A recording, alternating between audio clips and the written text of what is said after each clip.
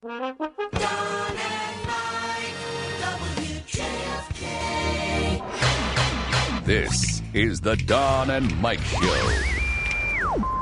And now, Larry King helps you do your thing. If you have a problem, a question, something been really bothering you, lay it on me. Let me take the burden, dear friends. Slip it off your shoulders and onto mine, because what the hell, I don't care anyway. Why do you favor rape? The Don and Mike Show. I'm going to stop. I'll be fine. Tell me when to stop. I'll be fine. Tell me when to stop. I'm going to stop. I'm going to stop. I'll be fine. Armed with only their wits and their guns. Don and Mike. Yeah. Big, big, big, bigger big, bigger big, big, big, big, big. Bang, bang, bang, bang, bang. Bang. I like sex. I need sex. Oh, I like sex too. Very sexy. I'm talking a lot of sex, a lot of steam, a lot of action. Yeah. I don't know.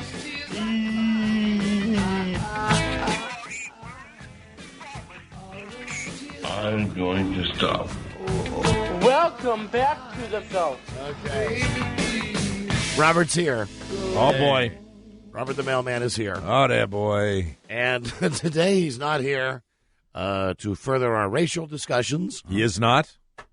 Although I should tell you that the snafu at this point in us doing our race show with Tom Joyner, Yeah. all of the problems seem to be on the end of CBS broadcast. Ah, of course they Can't do. imagine that. Didn't want any of our listeners who heard us talk about that for the longest time think that we had dropped the ball on that. Right. Yes. Still want to do it, but we're working it out with our company. I was talking with our good friend Donnie Simpson even today about the wonderful CBS, Columbia Broadcasting Corporation. Always fun. Fun. I don't know if you read the great news. Westwood 1 is up for sale. Really? Let's all of us buy it. Understand the market's down. No. The radio network market. That's funny. Westwood 1 is up $1 a share today. Ah, very good. Is the Don. Like $6 a share. Couldn't hurt. Good stuff. Where is Robert, for God's sakes? Before we start talking about the tailspin this company's in. Is he wearing one of his Thailand suits? Good. Yes, he is. Here he is, everybody. Look at that. Robert the Negro. Look at Robert that. the mailman. Sharp. Oh, Pictures go crazy. about for a sharp-dressed man. God damn, you look good, Robert. Wow. Thank you. Boy. How you doing? Doing great. That's Me a too. cool I'm doing suit. wonderful. That's one of the Thailand suits? Yeah. You look great. Very nice. Robert is here Very today. nice. Originally, we were going to talk about his trip to Thailand. I was at the Miami Very News, I was doing eventful. Oops, hold on a second. Let me take that out of the machine. We were going to talk about your trip to Thailand, Right. but as it turns out, he's got something entirely different. Entirely different. It is a complaint letter Yeah. that was received by Robert. 2 weeks of bliss, and I come It's back got to something this. entirely Oh, no. different. Somebody on Entirely his, different. Right. on his You regular route. And, well, Mike, why don't you read the complaint letter? In your best British accent. You want it in a British Yeah, accent? the Queen's English, if you please. Hello, Postmaster. You need to inform your delivery person for my neighborhood that their running over trash cans is unacceptable. I personally watched your delivery person for today, April 2-3, run over not only my trash can, but my neighbor's. Clearly, this is a result of either laziness or incompetence and a not caring attitude. You also need to be aware of the degraded, as in time-wise unreliable service that we have experienced since your long-time previous employee retired about 1 year ago. We expected and anticipated a transition period, but this has become ridiculous. RE delivery times, reliability, etc. And please be aware that we are not talking about a 15-minute, 1 hour time difference.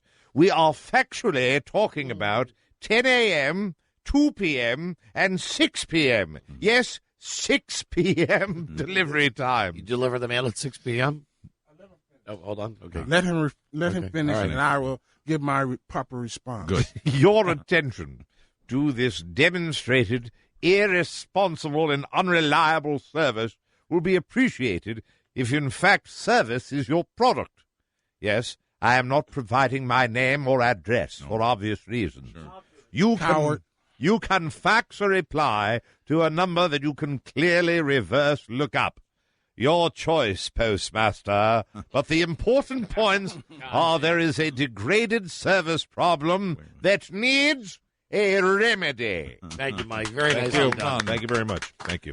So Robert took it Wow. upon himself to reply to the customer. This is now. Are you sure this got back to the customer? Oh, I faxed it to him myself. 425. And besides bringing it here, I sent it to 2 local newspapers. To whom it may concern. I'll let you pick this up at a point here. I just want to read part Okay. of it. All right. Since you've written a formal complaint, and I was PDI'd on 42507, I have the right to formally respond to your accusations.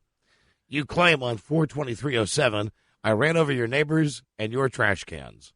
I completely deny this charge. I have in the past moved trash cans, blocking my access to street-mounted mailboxes. I have never run over someone's trash can.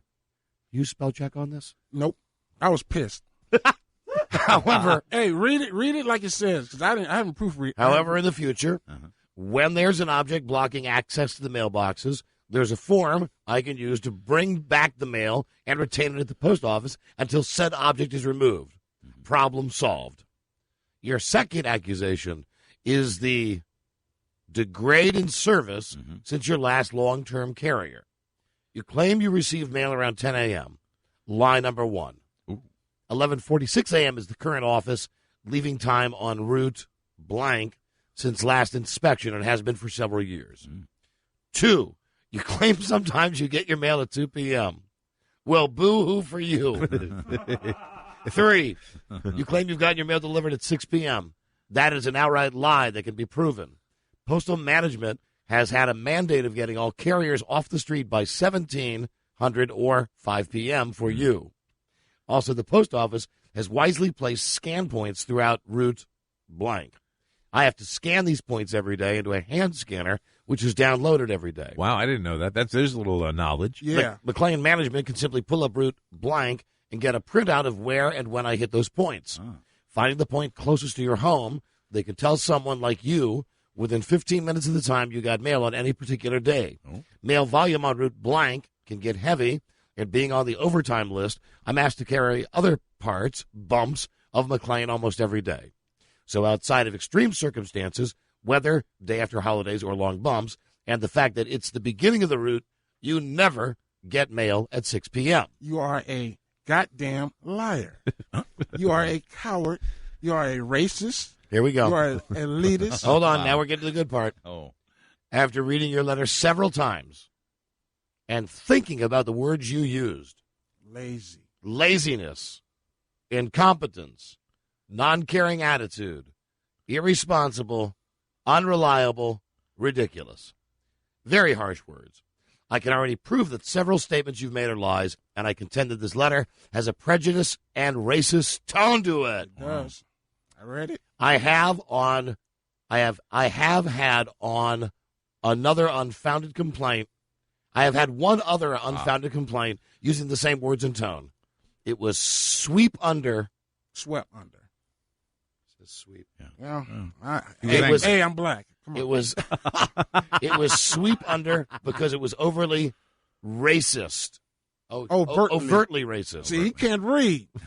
I feel that you are. That was right. I feel that you are out of your so-called comfort zone. A carrier that looks like you sits there and chats with you about life, love, and when's that next barbecue. Sorry the Civil Rights Bill passed. Wow. Since I'm not a liar, L-I-E-R, or racist. I corrected that ass. Good. And have no rocks to crawl under, I'll give you a little info about me. Name, Robert Kelly Adams. 41-year-old African-American. That's right. 18-plus years in the USPS. That's right. All in McLean, Virginia. You're pissing me off. I'm ready to fight. I also work 2 other jobs as a contract security officer in the states of Virginia and Maryland for 2 other government agencies. I have a secret clearance for over 10 years and a top secret clearance for 4 years. I've had more background checks than you. I know my supervisors have to do the PR thing with people like you. As for me, I'll do the same thing I did for the other complainant. Nothing but make sure that the mail I place in everyone's mailbox belongs to that resident. Mm-hmm. That time thing is out of my hands. I was compelled. Compelled. Compelled. COMPALED. Mistakes. Compelled. I was compelled to respond because I'm Spell it saddened. out, bitch. Because I'm saddened, tired, and frustrated by racism, all in caps. Wow. Thank All right, you. number one question. Thank you. Pops right into my head. Sure. How'd you Got get it. the middle name Kelly? Look, That's not the you have question. such short-term memory. You know my name was Kelly because you made fun of me before.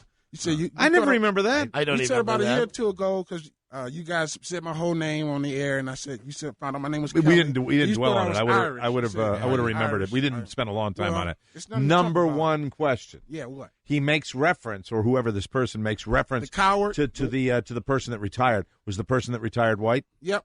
Okay. And had It's a the only black question I son. had. Has a black son.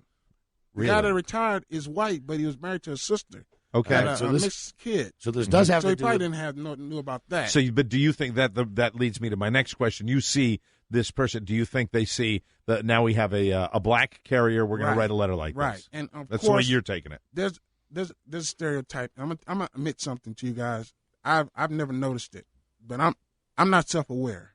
I don't know what I look like. Okay, I didn't know. I didn't realize. You're black. Dreamy. No. I You're know what black. color. I know what color I am. Oh, good. I've been reminded that since birth because my birth certificate has Negro on it. Says it. Okay, but I didn't realize the size I am, what I look like. Right. And I've had several people say that I'm intimidating, Mm. and that adds to the stereotype of the out of control black man. Tough. All right. So- I'm going to ask you. I'm loaded with these questions for you Tons. because when you see people that do what you do, the letter carriers that are around the area, Right. you guys are. This is just my opinion. When you're doing your job, Mhm. it's not exactly. You're not bouncing around being happy, peppy. You guys No. are pretty serious. Not sullen, but it does come across as you're not exactly beaming when you're delivering. Some of so the somebody older might. carriers that been there 30 years, they got like an hour route. They can go out there and, hi, how you doing, Mike? How you doing, Don? Right. Yeah. They can do that. Right. Ah. 9 times out of 10, a guy like me, I'm on the overtime list. I have Mm-hmm. to do other people's work. We got sick leave, we got annual leave, we got invalids, we got mail volume. Mm-hmm. You know, merchandisers like rich white people. So you guys get a lot of magazines, advertisement, Abercrombie and Fitch, whatever you packages. get. Yeah, you those know. only come to whites. You're right. No, for real. Oh, you think that they don't blacklist certain areas? You think Southeast DC Did you gets the just same make, mail? did you just make a joke and not know it when you said That was blacklist? well, Is come it? on. You mean Don, you guys, McLean, especially McLean, Southeast doesn't get the mail that McLean gets. Okay, You Come mean on, that that's the truth. the people that send out the catalogs aren't going to target the No. poor areas of No, they do not. They the don't even have minority stores. areas? Look, how many years have been fighting for Macy's in PG County? Yeah, all right. Okay. Is that true? There you go. They got like 12 of them in Tyson's area alone. Does the guy that Andy. you wrote this to, does he get a copy of this? Do you know? I faxed him first. Right. Then I gave a copy to the post office. Uh-huh. Then I filed an official complaint with the post office. All right, let me against ask this you guy. something else. Personal contact with this guy. Have you seen this person? I have an you idea had who it is, but I do not confront customers. Right. If you confront a No, I'm just customer, saying before this, had you ever had any no. I had a customer complain about me who I've never met. She said I intimidate her. One of those Stepford Wife bitches. You know, she walks around with a fur coat on in the summertime, and she goes to the post office and says she's scared to talk to me because I intimidate her, but she admitted to the supervisor that she's never met me. Well, that's crap. Scaring me. You're scaring me. You scare me. Scaring me, Robert. Well, maybe you're outside your comfort zone, too, when I come in here. I mean, I noticed I haven't heard Negro lately. Yeah, but you see, I called you Robert De Niro as soon as you came in I the didn't room. hear it. I didn't hear it. Well, I just said it right now, and you Okay. know that it's a play on Robert De Niro. Robert De Niro. Yeah, okay. Okay. Wonderful. Whatever you say. But you don't I like- know, but I you- don't know why you just don't go to N-word, because it's the same thing. Oh, now hold on a second. What?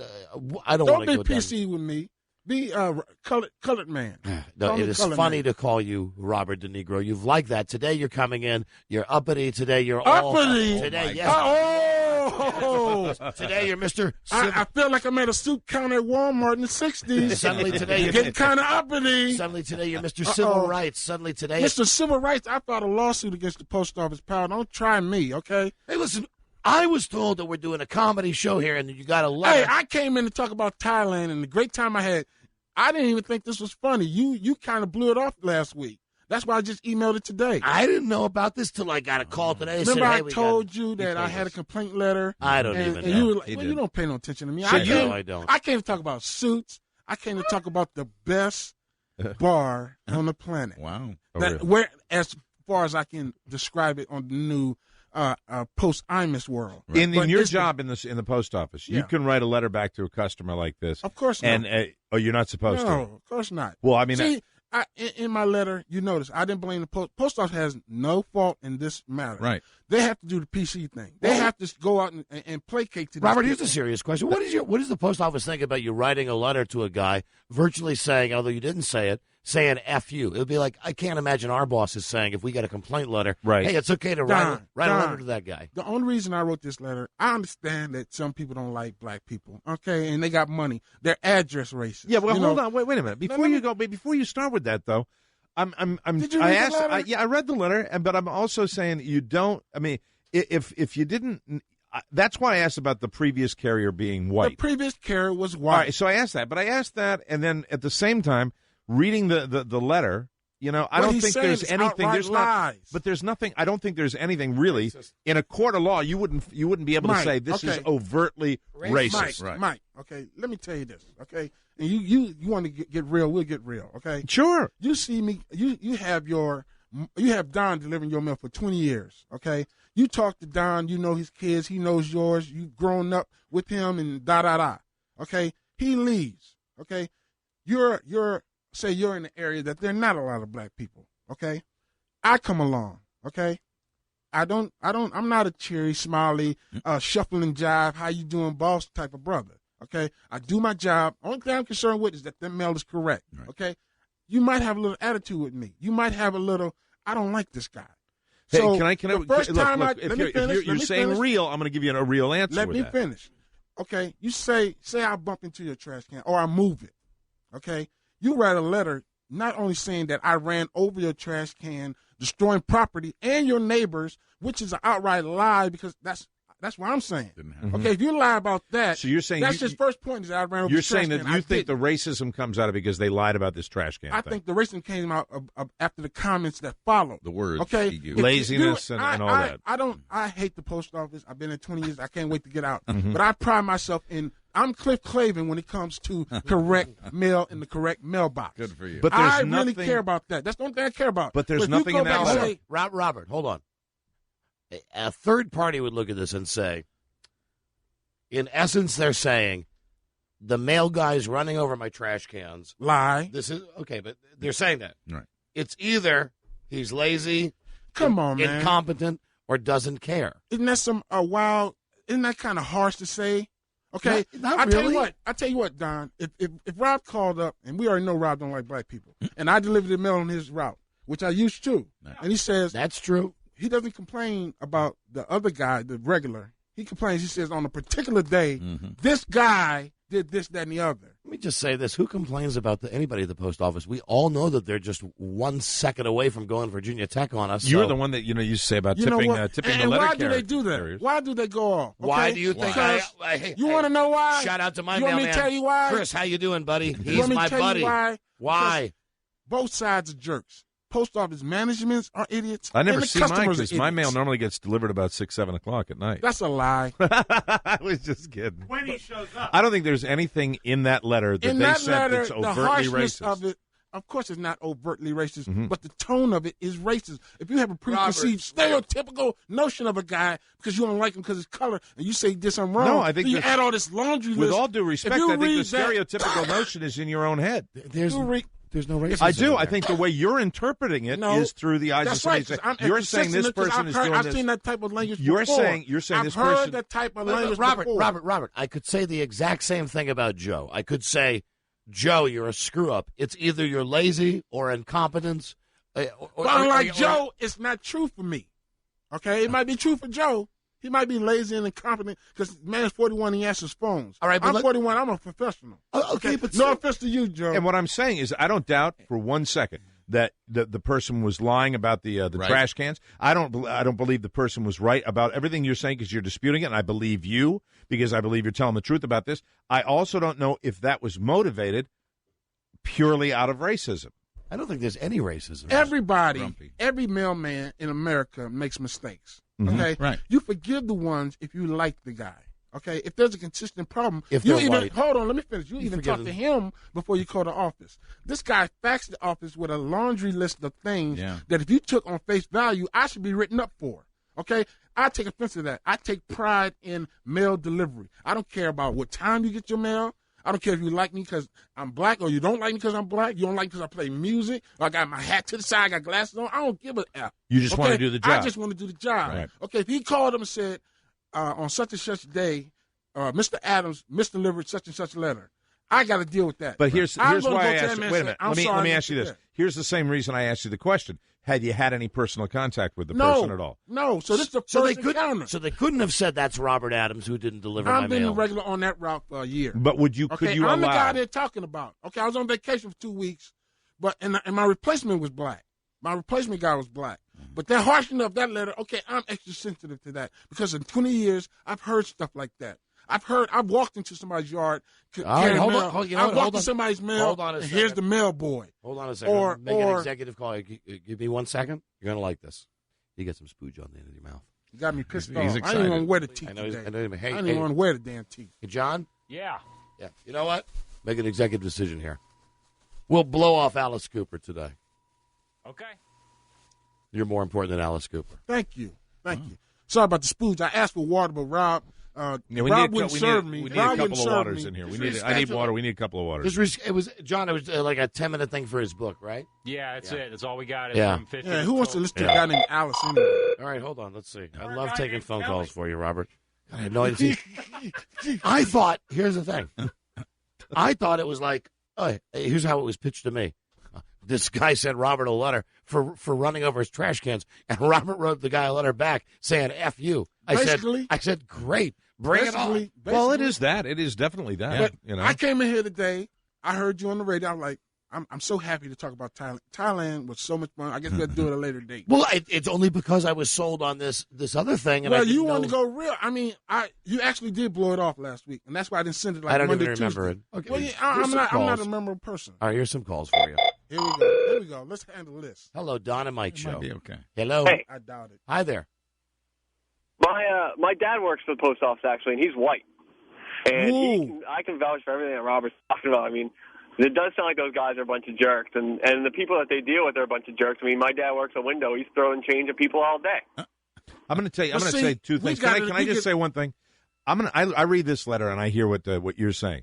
I think there's every possibility that there might be racial motivations in the person sending that letter. I think there's every possibility that there might not be. And I think there's every possibility that you're interpreting it because of past experiences. You're laying some of that on this person who sent the letter. Is that fair? That's a fair assessment. All but right. let me say I was compelled, COMPEL, to write the letter because I can prove that this guy is lying. See, every point I made up that I wrote down, I can prove in black and white, pardon the pun. All right. I can hold prove on. that Right. he doesn't Hold on. get his mail at 6 o'clock Hello. because we have scan points. Don and Mike show. Robert, you pussy, man. I did dime down in the basement of Merrifield sorting your mail before you even got to take it out, man. Yeah, you walk around all day, take 4-hour lunch breaks, get paid $100,000 a Hey, year. no, that was I back know. in the days. And they got When 50 all you machines. They got brothers- 50 all machines to you do your brothers job. were Pussy. wearing the They got, Malcolm they should X fire every last uniform. one of you. All you brothers were wearing the Malcolm X regalia back there in the 80s when I did time in the basement of Merrifield, sorting your mail, man. I can't even understand what you're saying. What All is those your brothers, what is your point? Do you work in the mail system? No, I got out, luckily. Well, what Probably is got your fired. gripe? What is your problem?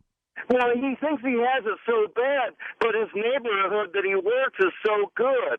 I mean, it could be a lot worse. That doesn't make any That's sense. stupid. Let's you make are another dumb. call. He must be a manager. Hello. He must be bitterness. What was the Malcolm X stuff he was talking about during the 80s? During the 80s, they hired a lot of brothers. That's Don what and I'm Mike telling you. show. They Hello. hired a lot of minorities in late 80s. Hello.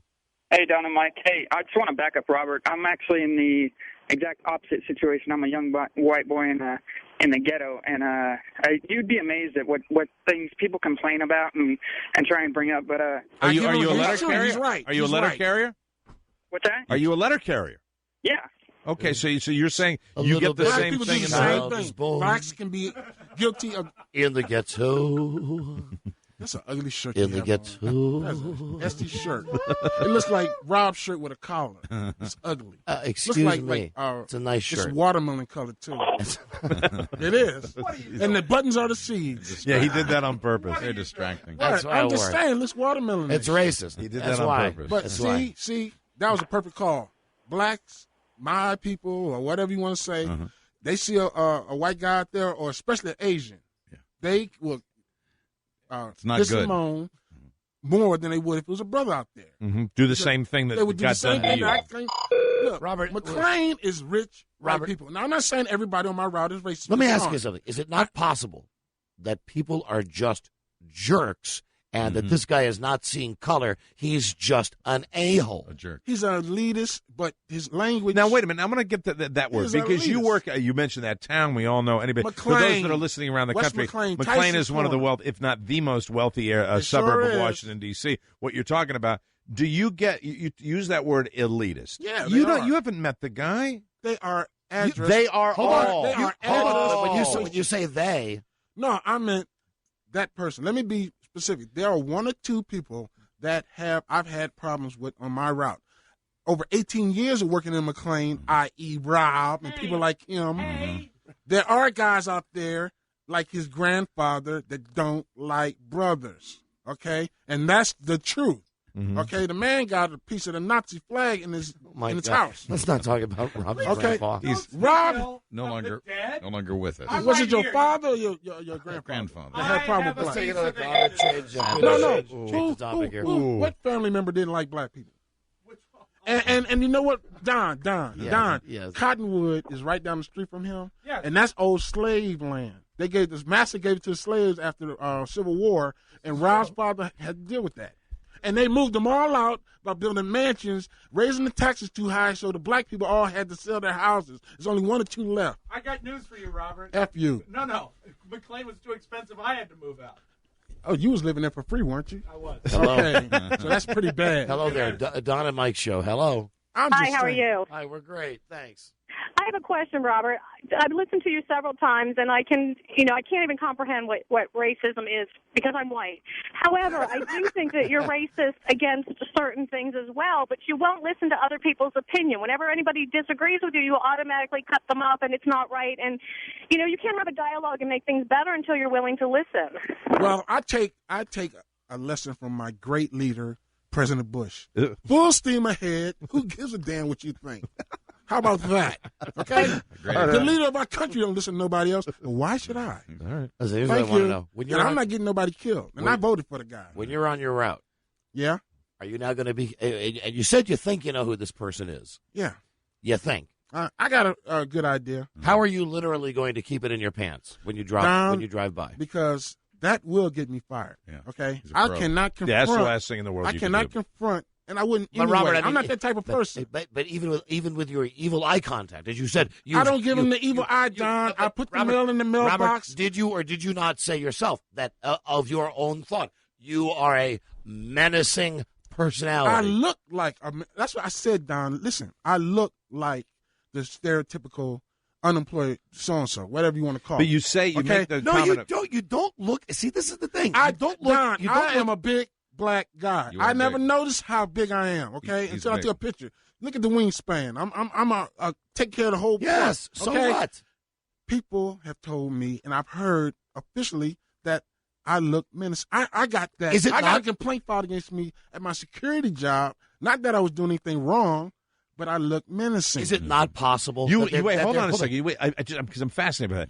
You got a complaint, a formal complaint, that you looked menacing. Right. I'm in full uniform with a weapon. I'm a cleared security officer contractor for the United States government. They trust me. Someone who normally doesn't come through the area I guard came through, and it was cold. I had on a cap, I had on a coat, and my glasses. These are prescription glasses. Right. This person went to my boss and said, the guard at this such and such door at this time in the morning when it's dark, scary, is menacing looking. They called my boss. That's racist. They called my. Yeah. They I'm called, sorry. That's tough thank you. They called my. Hold on. They called my project manager. That who is called racist. me on the phone. Stop for one and said, second. Robert, Just why stop for are you one wearing second. those glasses? Stop for 1 second. Just hear me out for 1 second. Let's say that you got a Goomba, you got a mafia guy from The Sopranos who is a big guy like you, and he's got that New York look, and he's got the nose that's half broken, and he is hanging around, and it is dark. Excuse me. Hold on. Let me finish. Is it not possible someone could also call and say, there's a menacing guy. Well, Anybody can tell by looking at this. Number one, your whole perception is wrong. Who did your guy I'm call? working security.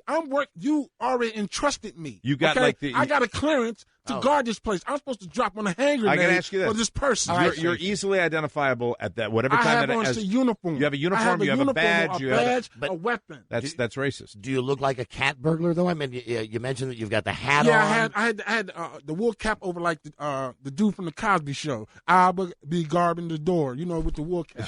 Damn. That's exactly I mean, to say that's menacing and to pass that along. I had on a wool cap, a security guard uniform, guarding a door. That's a lot more. I'm there to protect you. It's a hell of a lot. That is my job. I've been doing it for 5 years. It's a hell of a lot more. You just happen to come through the door and see me at 5 o'clock in the morning. He's menacing looking. Well, it's a lot more racist than that letter is. Well, that's what I have to deal with, Mike. That's why I went to Thailand. Okay, if I get enough money, I'm leaving. You're going to live in Thailand. I don't care if I live in the swamp next to Thailand. After being in bliss for 2 weeks, I fly back day one. Yeah. He's lazy, incompetent. We've had so much bad mail since the old carrier, wink, wink, was here. F you, man. Come on. Come on. Okay. Come on, man. I think the other thing is racist. I agree with Mike. I don't think the letter is, though. Sorry. Unless you really sat down and talked to the other person. Guess what? Or had any evidence, that the other person was. If I think is there a possibility it could be? Yeah. But there's nothing in the letter that I would say, hey, that's a racist. They are. Look, Mike, you're going to sit there and tell me if you were a mailman for 20 years and you have the stomach for it, that if they claimed you ran over a trash can, that you think in your mind that you would get a letter that harsh. I am not saying I don't understand your perceptions, but I'm saying I think your perceptions are a bit racist as well as. It's not racist. Why would it be racist? Hey, Robert, if the man wrote a letter and said, you knocked over my trash can, take care of it. You've used the word. Okay, let's work on that. Robert, where's all this other stuff coming from? Laziness. When you said, 6 hold o'clock. on. When you said like the elite people. The elitists, that's the elitist. How do you know? And you think you know who this is, but how do you know that it's not a black family? How do you know it's not? You think I don't know the race of every person on my route? How do you know? Do you think I don't know the race of every person on my route? Stop for a second. How do you know that there is not an affluent black person on your route who wrote that letter? Because could write that letter. If you had named the street, which I did, and is named the complaint letter, is blacked out for some reason. Rob did. Do you think there is any chance that a black person? I know every person on that route. Just stop for a second. Black. They're not black. Do you think there's a chance that a black person could write a letter to the post office? He could write a letter like that. Sure. I'm not saying it's not possible, but that person that wrote that letter ain't black. Why does it? I know where the black person living on my route, just like everybody knows a black man can't route. But you understand when on face value that letter, it seems to me that person was. Why are you two defending this guy? Because that person. I don't see the racism. Because in it. the word. Of course you don't. No, because you're saying racism. Wait a minute. You are saying racism. You're saying racism, and you're saying I don't doubt the person's an a-hole for doing that. Right. But I don't know unless I would talk to him or see him or hear what they had to say. Did I say there's a racial overtone to it? Yeah, well, I mean, you didn't. Okay, I didn't say. I called the guy. Hold on. Do you think the racial overtone is the word lazy? The whole concept, Don.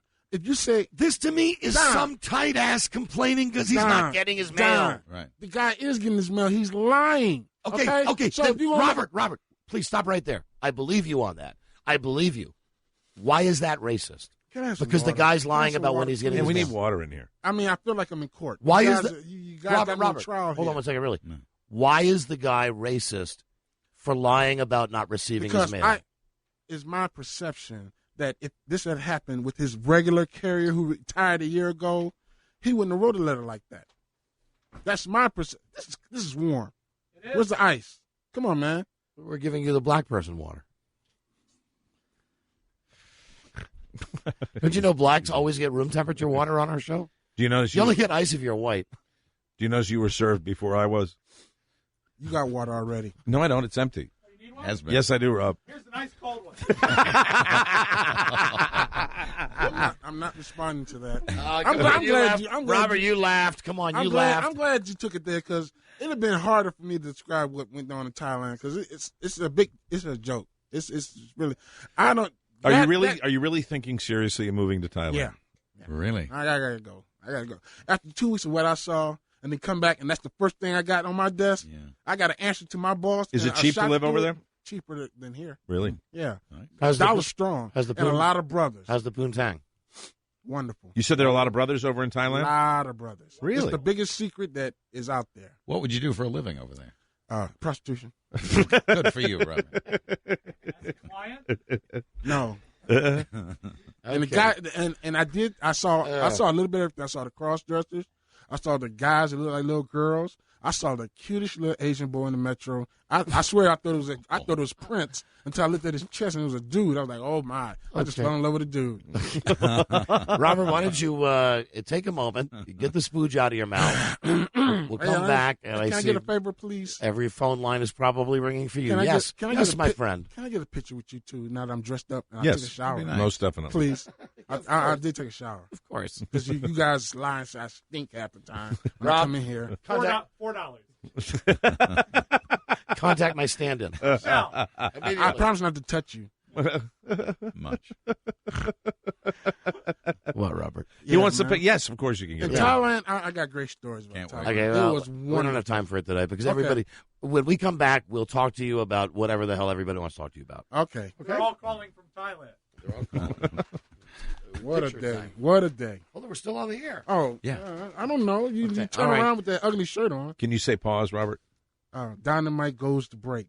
Your shirt is not ugly, dude. It is horrible. It's Thomas Bahama. What's All you wrong need is a with palm tree and some yogurt on your back. What does that mean? What do you mean, yogurt on think your about back? it. Yogurt or number 3? Oh, yeah. Right, what, because I'm a big fag for wearing this shirt? I have nothing against the fag. The gays. You're menacing. Yeah, I am. You're scaring me. Yeah, well, you got your backup right behind you. You're scaring me. You got your backup right there. I got my henchman behind me. Yeah, my henchman, Floppy. Doughy. Floppy. What a tough duo. Yeah. Hi, it's me, Softy. Meet my friend Floppy. I'm sure if you thought I was going to come after you, Mike would hit me in the back of the head with one of the Oh, clubs. that's nice. That's really Kick me with nice. the shoes. I still like Floppy. Floppy the theater major. Yeah, Kelly. Kelly, you brought that up. Yeah. Well, no, you said my whole name. Y'all been saying, Robert Kelly Adams. Thank you. Sometimes in I show wish you would business do you that. drop the last name. So Robert Kelly. It's a good name. R. Kelly. R. Kelly. What are you taking deep? Have a little relax. Why are you so mad today? You are Robert the angry mailman today more than you. Because I didn't want to. Yeah, you thought. Okay, you know what? Let's part as friends. Turned then. ugly. Let's just end today. No, it's cool. We can talk about anything. No, let's just get out of here. No. I want to take a phone call. Now the show is upset. No, it's not. Now the yin and the yang in the show is upset. I got my suit on. I dressed up today. I better get another segment. That's menacing. That's menacing. Lazy. Incompetent. All right. Damn you, douche. We'll be right back with more with Robert. This is the Don and Mike Show.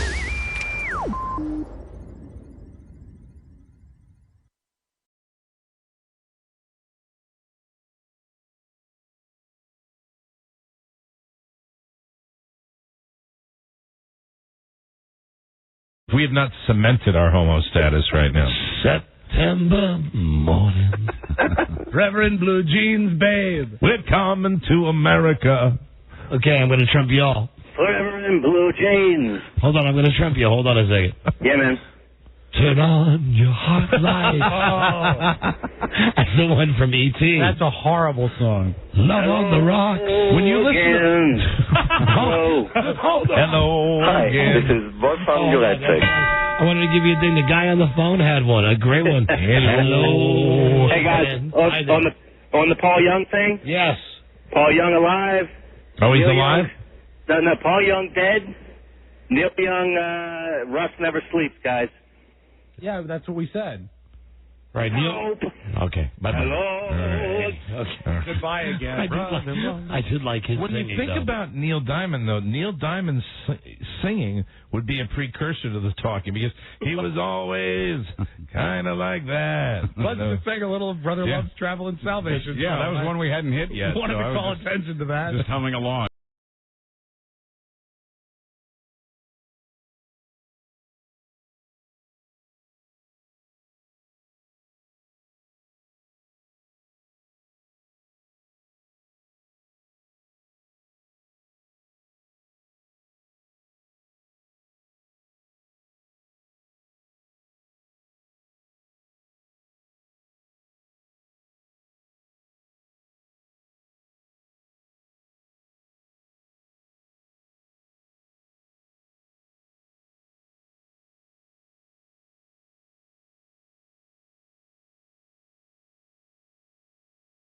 Want to participate in a Don and Mike Show contest? How about this? You or a member of your household can only win once for 60 days. You must comply with any age limitations for each contest. For complete contest rules, send a self-addressed stamped envelope to the mighty WJFK, P.O. Box 3649, Washington, D.C. 20007. Thank you, and God bless. Don and Mike, there'll be no mollycoddling. Will you see if your mom can give my resume to Dennis Phillips?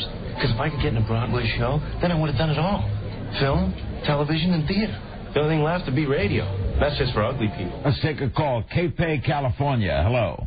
Hi, Larry. Hi. Don Imus. How you doing today? Love your radio show. Can you tell me what happened to Don and Mike in New York City? If they're not on live anymore? Are they back on? They were taken off for a while. Are they on or out of... Not on the air in New York, Don? Don and Mike? Yeah. You know, I don't know whether they're on or not. Well, Don and Mike are on. They're on in Washington, right? Don and Mike. I think that's where they originated from. Yeah. Yeah. Las Vegas. Hello. This episode deals with the inappropriateness of racial invectives and contains coarse racial slurs. Viewer discretion is advised. Everybody loves Don and Mike. Hey, kids, could I talk to you for about 30 seconds? This is Elvis Presley. I ask you to listen. Now, here's a song. And yes, the rumors are true. They smoke, they drink, they use bad language and mix company. They're extremely rich and they can flash more bling than most posses in this room. Rock stars they are, and God bless them for that. Hello, James. Don and Mike. Bobby. What's up? Hey, Bobby. What's up? I got a huge problem. What? I'm 25 years old. I have a 30-year-old woman that's down with anal sex, and I don't like it. What do I do? Your woman is obsessed with anal sex. Obsessed is not the word. You mean that's the only way she likes it? No, that's not the only way she likes it. But she likes it in public places at the most. I mean, she loves it at my job, at her job. I mean, she loves it. No, there's nothing wrong with that, but I don't like the butt. No, me neither. Not a big fan of the butt. I can't stand it. Well, if you can't stand it, unfortunately, it takes two to tango, and she's going to have to understand that you don't like it. She's rich. She's rich? How rich is she? Her daddy owns 3 car lots. Her mother is a lawyer. Well, then you have to do it. Yeah, well, then you gotta start liking doing it up then. If she's rich. Have you done it with her? Obviously, you have done it once. I've done it, yes. And did you totally hate the experience? It's just the funky smell. And oh, God, they're right there. Lack of preparation. How about every time you do it? You get a brand new Cadillac. What kind of cars does her daddy own? What kind of car lots? It's a Ford place. Ford, Dodge. It has a Dodge, Ford, and also Mitsubishi. Well, maybe every time that you do his daughter, but you could get a brand new car. You'd trade it in, go get a new car. That'd be a lot of fun for you. I'd do it. But I mean, you know, as Buzz said, if you're getting that smell issue, you know, she's not preparing properly. Well, it's more of the spontaneous. She loves the spontaneous about it. Like, listen to me. I know. I really don't know. You I do don't know. I Come on. Never in my life. I've never done that. You've done some stuff back there. I've touched back there. Oh. I've touched the outside of the starfish. Okay. Ow. I've done that, but I've never actually, you know, I've never done the full Monty. You've thing. never come close to the inside of the bad part? No, never. So when you've said that you mean with my with my nether regions? No, with your finger. Oh, I've come to the inside. Yeah. Oh, I've come close to the inside. I've probably. Oh, you're eating with those hands. I've today. probably gone to those nether regions, but never with Mr. Happy. Okay. Never, and that's why I mean, but it would seem to me that would be pretty horrible if you had that experience. Yeah. I think it's pretty horrible what you're talking about right now. Well, but when I did it, it was so, like, totally over the top, like, that kind of situation. No, bad is bad. No passion. That's when that happens. When you do those bad things, it's like you're really steamy. That's right. So you forget it, and it feels just right at the no, it doesn't. Oh my God. It actually, in the spirit of the moment, it can be quite exhilarating. No way. Yeah, right. No way. Hey, Hey, excuse me, Mister. I put my thing in there. Don't go talking. Don't go talking to me. All right. Well, our advice would be, if her daddy's rich, stick with it. Well, I appreciate it, fellas. I want to tell you one thing. Yeah. Your show is the best thing in the world. Thank you, sir. I love it. Thank you. Coming from the man with the brown city. Thank you. All right. Bye-bye. Bye-bye. Bye-bye. Isn't that amazing? He's 25 and already sounds like Andy of Mayberry. I'd just say right now, she owns 3 car dealerships. Hello, Dynamite Show. Hello. Dynamite. You know that Andy of Mayberry never put his finger there with Helen Crump. Maybe not with Helen Crump. Who you think about, on bestiality? I'm thinking about the Secret Handshake Club. Right. Oh, Barney? Absolutely. How soon they forget. Floyd, Emmett, with the Howard Sprague living with his mother. What was the mayor's name, Robbie? Quimby. Mayor Quimby? Yeah. The Darlings. Oh, the Darlings. I hated Ernest C. Bass. I hated the Andy and Mayberry show when the Darlings were on it. Hello, Andy. Want to see my starfish? Hello, Don and Mike Show. Otis the drunk. Oh, Radio guy. all the time, but never preparation with Otis. Hello. Hello. Hi there. How are you? We're great, thank you. Why do you think Otis let himself into the jail? Do you think it was just because he needed a place to sleep? He could have slept on the bench. It's always warm down in Mayberry. Right, because he wanted Andy's hand up. Right, right? Absolutely. He'd wait until the show's over. Otis ends up in jail, and then late at night, it's either Andy or howdy, Otis, or Don Knotts. Hello, Barney. Barney Fife. Boo! Thanks for letting me in, Otis. There you go. Ooh, Otis is in there. Andy couldn't make it tonight, Otis, so I'll be spending the night in jail with you. Don't forget the Pile boys, Goober and Gomer. The Piles. I mean, do you need any more? Explanation than that? No, I think Goober and Gomer Pile. The Piles. Piling on. Yeah. Hello, sir. I hear you guys are coming back to Ocean City. Yeah, thought it was today. I guess it'll be Friday. Oh gosh, I've been listening to 1300 AM and. Depending on which way the wind blows, sometimes I can get you guys, and sometimes I can't. Right. Do you know which station you guys are going to? I'm sure you do. Can you say which station it is yet? I'd rather wait till Friday to make sure we're on before we say anything. Okay. Okay, thank you, though. Thank you. All right, bye. They're building the station tower as we speak, aren't they? Hello, Don and Mike Show. Hi, good afternoon, everybody. Hey, buddy. Hi, everybody. I wanted to tell you what I did for my 18th anniversary. What? I went to take voice lessons to sing my wife an Italian aria. Yeah, that'll be happening for me. Right. Yeah, well.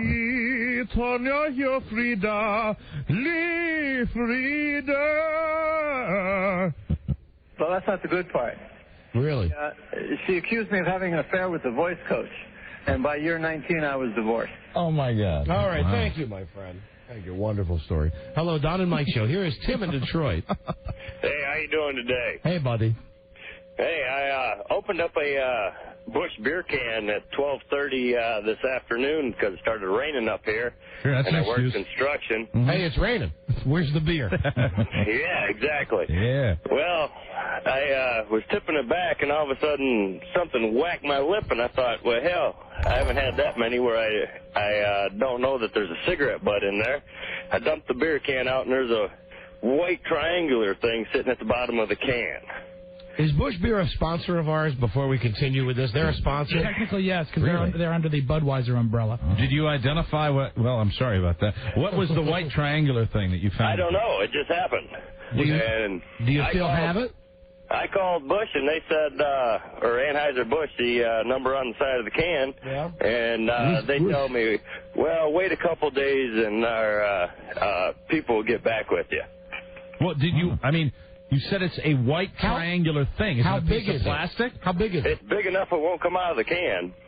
Does it make a clinking sound in there? Is it plasticky or is it kind of looks slimy. Like I said, I can't get it out of the can. Why don't you cut the can open? Slimy. Why don't you just cut the can open?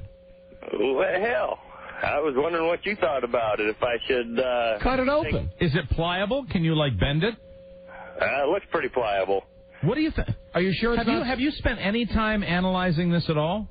I stared in the can for a couple minutes, wondering what the hell hit my lip. Don't cut the can open. Right. Because then you have no proof that it was ever in the can. How do you know it's not something that like came out of you and somehow got in there? Because it's too big to come out of the hole. Are you sure it's not a tooth? Well, I'm positive it's not a tooth. Just leave it in the can and we'll wait till they call and send them to him. Oh, you don't think I should take it to a lawyer? Find out what the heck it is? What I'm amazed at is that you haven't really even been able to remotely tell us what it is, and I'm sure that you were the same way. I don't know what it is. I mean, I could cut the can open, but all right, I don't Rob, want to tamper with the evidence. Rob is right about that, but again, my question would be, how do you know that's not something that came out of your stomach and up your throat and into the can? Because it's too big to get out of the hole of the can. Yeah, but it might just be a little piece of plastic or something. It doesn't mean it's about 1.5 inches long, so I'm assuming. You could get something 1.5 inches long down your throat, though. Don't you think you'd know, even if he was super inebriated, that there was something 1.5 inches coming out of his esophagus? I don't know, man. Yeah, that kind of choke you see now was the first beer. Cut it open. Go ahead. They're not gonna give you any money for it anyway. It's not like it's a rat or something. Cut the can open. Yeah, cut it open right now. Cut it open right now so we can find out what it is. Give me the can. All right, we'll find out what it is right now. How do you know it's not like a hardened booger or a hardened piece of snot or something that came out of you? Maybe a very long fingernail. Well, it doesn't look like a fingernail by no means. Are you cutting it open now? Well, I have to get the tenseness out of my truck to cut it open. Do you have the can there? Yeah, I got the can right here. Like I just rattle the can so we can hear what sound it makes. All right, just a second. This is a test donation for Did you hear anything? No. It's pretty squishy. See, it's been squishy, slimy, hard. It's been... No, it's pretty soft. Yeah, now it's soft. You're lying. No, I'm not lying. Yes, you are. Because I've already called them. I can tell you the can before I cut it, because right here's the sound of the can getting cut. Just cut the can open. Well, all right, I'm cutting the can open. All right, what is it? Here we go. I'm cutting the lid open right now. Wait a minute. It takes a couple seconds. Come on, let's find out. What's in the Busch beer can? Let's see what's in the geniuses. Things like this, though. Hey, you can't say that. Listen, you can't keep dropping these cuss words on us. Well, sorry. It looks like a piece of ham or something in that nature. It's kind of saturated. Now he's grossing me out. A piece of ham? That's what it looks like. It's white. Might be turkey. Maybe it's human. It's a piece of meat? Yeah, that's what it looks like. Were you eating any meat today? None. What'd you have for dinner last night? Pizza. Rubber balls and liquor? What'd you do to your girlfriend last night? Rubber balls and liquor? I don't know what it is. It looks like a piece of turkey or something in that nature. Smell it. Stinks bad. Stinks bad? What does it stink like? It smells like rotten meat. So it's meat? It may be. Well, I'm not quite sure. If I was one of the people with Anheuser-Busch, I'd probably say, well, there's no way of proving that rotten meat didn't come right from your intestine. Yeah, now that he opened the can. As big as it is, it can't get back in the can unless someone forced it in there. If it was a piece of meat, he could have easily gotten it out of the hole in the can. Well, all right. Yeah. Yeah, I mean, without any effort at all. But originally it was a triangle, a little plastic. Yeah, triangle. Slimy triangle. I think they'll be able to situate the alcohol content. What's your first name? Tim. Tim? Yeah. I want you to know one thing. What? I know you're lying. No, I'm not. I think it came from you. I don't think you're lying, but I think it came from you. No, sir. Yeah, no, I think so. What'd you have for breakfast this morning? I didn't have breakfast. Lying again. No, I don't eat breakfast, so. Lying a third time. Boy, it's just you're on a string here. Oh, no, I'm telling you, I don't eat breakfast. I drink coffee in the morning, and that's it. Coffee in the morning, beer at noon. You betcha. On rain days, you betcha. Rubber balls and liquor at night. All right, Timbo. Well, thank you for sharing that with us. Thanks for your story. All right. Well, I can't believe you don't believe me because I've already called them as soon as I opened it. Right. And what did they say? They said they'd get back with me in a couple days. That's it. Hard, slimy, pliable, triangular, soft, ham, turkey. Yep. Okay, bye. I hope you record this so I can tell them why the can is cut open. Yeah, sure. Yeah. Good luck. Great. I think this could be the windfall for you. This Gotcha. will buy you a new truck. Instant millionaire. That's you. Well, no, I got a new truck. I don't need any of that. I just wonder why there's a solid substance in my beer can. Take this job and shove it. I ain't working here no more. It's No, your I own my own payday. company. I don't need to... You just won the lottery. Just got paid. Friday I night. wish that was it. I'm not a radio host. I don't need the freebies. Right. Yeah, and you're lying. Yeah, well, you can call it what you want, but... Yep. You know I'm right. No, I know you're lying. Be a big... What do you mean I'm lying? Call me a liar, so obviously you're lying, seeing how I have 3 witnesses to the... He's getting a little too agitated. Well, yeah, because I don't like being called a lighter.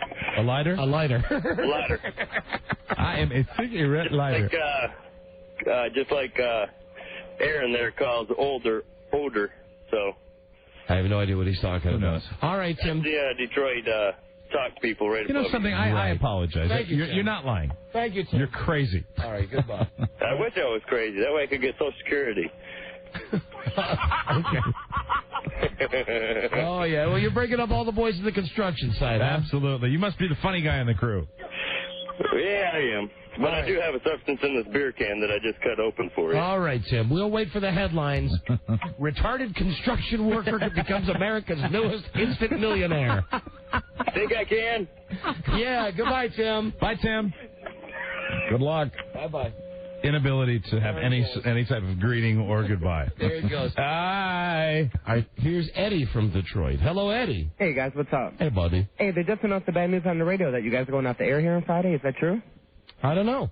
Why would they announce that? If they were going to take us off the air, why would they announce that? They said somebody from New Jersey, 2 guys from New Jersey taking over. I don't know. We said that on this show one time. That's something we've said. That was a rumor we heard. Is that just a rumor, man? Tell me it ain't true. Well, you heard an announcement. That's why you were calling. Yeah, I know, but I mean, is they just like... No, come on. Did they make an announcement or not? Want me to tell you exactly what they said? It was on the radio commercial, and they said 97.1 WKRK in Detroit is welcoming 2 boys from New Jersey from 3 to 8 starting next week. But that's your guys' time slot. Well, 3 to 6. That's your guys' time slot. So they didn't actually say Don and Mike are off the air. I just want to know maybe... I don't know. Can we move to Detroit? Yeah. Yeah, there's some rights that need to be... Some wrongs that need to be right. I was going to say there's some rights that need to be wrong there. Yeah, well, they wouldn't tell us anyway. Okay, hey, man. We're always the last to know. All right, hey, you guys got an awesome show anyhow. All right, thank you, sir. Take it easy. I'll tell you, we have gotten a tremendous response from Detroit, and that's unfortunate if they're not keeping us in our time slot. You know, when we signed on, we did it as a favor to Buddha Mel. Mm-hmm.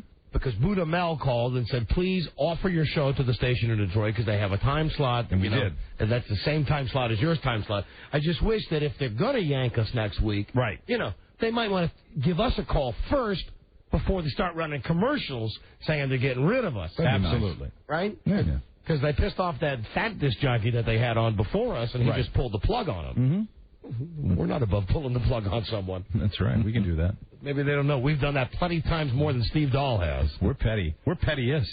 Hello, Don and Mike Show. Hey, Don and Mike. How you doing? Hey, WKRK. This is not the best breakfast I've ever had. Hello, last call here. You're on the air. Hello. Yeah, Don and Mike. Yeah. I'm talking about Woodstock. I had some buddies that went up there, couldn't make because I had to work. I can't believe that people actually went to Woodstock. You couldn't pay me enough money to go to that pile of stinking human garbage. That's a bunch of idiots. That's why they set everything on fire. That went to Woodstock this weekend. They rioted at the end of the show. Let's burn everything. We had such a good time that we are going to burn everything. I can't. Well, you could not have paid me to go to that. Really? Well, you're right about that because my friends were telling me that everywhere smelled like human excrement because they'd only clean the porta potties out like once a day. And one of them, people were getting really rowdy. That's that is what caused it, isn't it? I hear that they had inadequate facilities, and that's why they started rioting. Did you see on MSNBC when they had a copter shot? No. Of people getting pissed, no pun intended, and what they started doing was pushing the porta potties over, and then when they would push them over, it made like a sea of goo, a sea of human waste that just like a trench. Yeah, the people then were stumbling upon people that were like trying to buy their $20 hot dog. They woke up and go, "What is that smell? Oh my God!" And like a river of poo. You're soaking in it, and that's when people really started to get pissed. Oh my God! And they said where the mud pit was, some of that excrement was running down into the mud pit. Making it a true mud pit. Right. So that's all I want to say. Thank you. Thank you, sir. So everybody had, it was like getting in the mud, which is one of the big things at Woodstock, had poop on them. It was funny. I mean, it was funny to watch on TV. I wouldn't have gone there on a bet. On a dare, I wouldn't have gone there. So gross. Yeah. And the acts weren't that great from what I saw. I mean, it was Alanis Morissette. Right. James Brown. Who wants to see James Brown anywhere? Wasn't as good as Earth, Wind, and Fire on A&E last night. It's the best show I've seen in a long time. That was so. I forgot how much I loved that band in the 70s. I forgot how much I loved Earth, Wind, and Fire. Strong brass. It was a repeat too. I guess it was previous. Was it previously recorded? Yeah, it was like 2 weeks old. God, that was a great show. Woodstock, 225,000 people, 3,600 acres, 1 death. A heart attack. They did have a death. A heart attack. Right. 37 arrests, 2 weddings, 500 state troopers, more than 100 acts. A burrito was $10. A cheese pizza, $12. Unbelievable. I mean, they gouge people out in the middle of the mud. A 16-ounce bottle of water, $4. Right. Amazing. Let me see. Planned Parenthood gave away 41,000 free condoms. So gross. 700 piercings. You had, that's where you want to get pierced. You had to wait in line to use an ATM 90 minutes. The service charge in an ATM was $3.50. It cost $150 to get in, and James Brown requested 30 seconds of silence for JFK Jr. before he started. James Brown did? Yeah, James Brown. Comedy! Hi! Comedy! That's right, surreal. One more call. Here's a guy that was actually at Woodstock. I hope more of these people call later in the show. Yeah. I'd love to find out what a crap fest that truly was. Hello. Hey, what's happening, guys? Hey, you were there? I was there. I just got back into town about half an hour ago. Was that the worst time you've ever had? Oh my! Well, last night, right after the band, they had to like stop the show because of all the bonfires and for all the stuff. They actually were picking up a porta potty and they like threw it on the fire with like stuff in it. Like you saw the stuff coming out in the fire, and it was all burning, and you could smell the plastic, and you could smell the burning excrement. And oh my God! It was like some kind of like I don't know, Mad Max or you know what I mean? It was like wasteland bonfire. Wow. That is so horrible. That's awful. It was all a bunch of drunk frat boys, basically, and they were like trying to one up themselves, like, "Oh, I'll throw a piece of the fence on the fire," and the next group porta potties. It's so corporate America. It's so everything that Woodstock, the original Woodstock, wasn't. Exactly. When they first had Woodstock. Exactly. All right. I completely agree. I love the music, but the people were just complete a-holes. So I didn't think they had anybody good there. The Bellamy Brothers weren't there, were they? Not this year. The Bellamy Brothers rock, man. Oh, man, yeah. All right, goodbye, you. So anyways, guys, take it easy. All right, see you later. Bye. I'm sure we'll have more people calling us from Woodstock, as will Rob Grippy, man, who lives in his car. Now, he probably felt very comfortable with the smell. Yeah. He's familiar with the smell of his own excrement. That's what he gets about 7 o'clock every morning. He was there, and he's going to call us at some point. This is the Don and Mike Show. How much for the little girl? The women. How much for the women? What? Your women. I want to buy your women, the little girl, your daughters. Sell them to me. Sell me your children. Mater D. Mater D. You. How much for your wife? The Don and Mike Show. Bingo, baby. The Don and Mike Show. My wife's got, excuse me, the queerest thing in our downstairs bathroom. Right. She didn't like toilet paper sitting out. Like if people went to the downstairs bathroom, if they opened up the doors underneath the sink, she didn't want them to look in there and see toilet paper. And, I said, well, why would people be looking under there? Unless they're like me when I go to Buzz's house. Right. I virtually do a search of his entire bathroom. Does your wife do the same thing? Look underneath the vanity when she goes into a person's house? I guess house? she does, but this doesn't make sense. She said, I don't want the toilet paper under the vanity. So she got a box, okay? She got a box, and on top of it, it's a pear. A pear. Okay. Okay. It looks like the fruit, a pear. Right. And it's made of wood. And the whole Not a nice pear. No. Okay. A-P-E-A-R. Very good. The whole thing is spray painted glittery gold. And it sits down by your feet. And you open up this little box, and that's where the toilet paper is.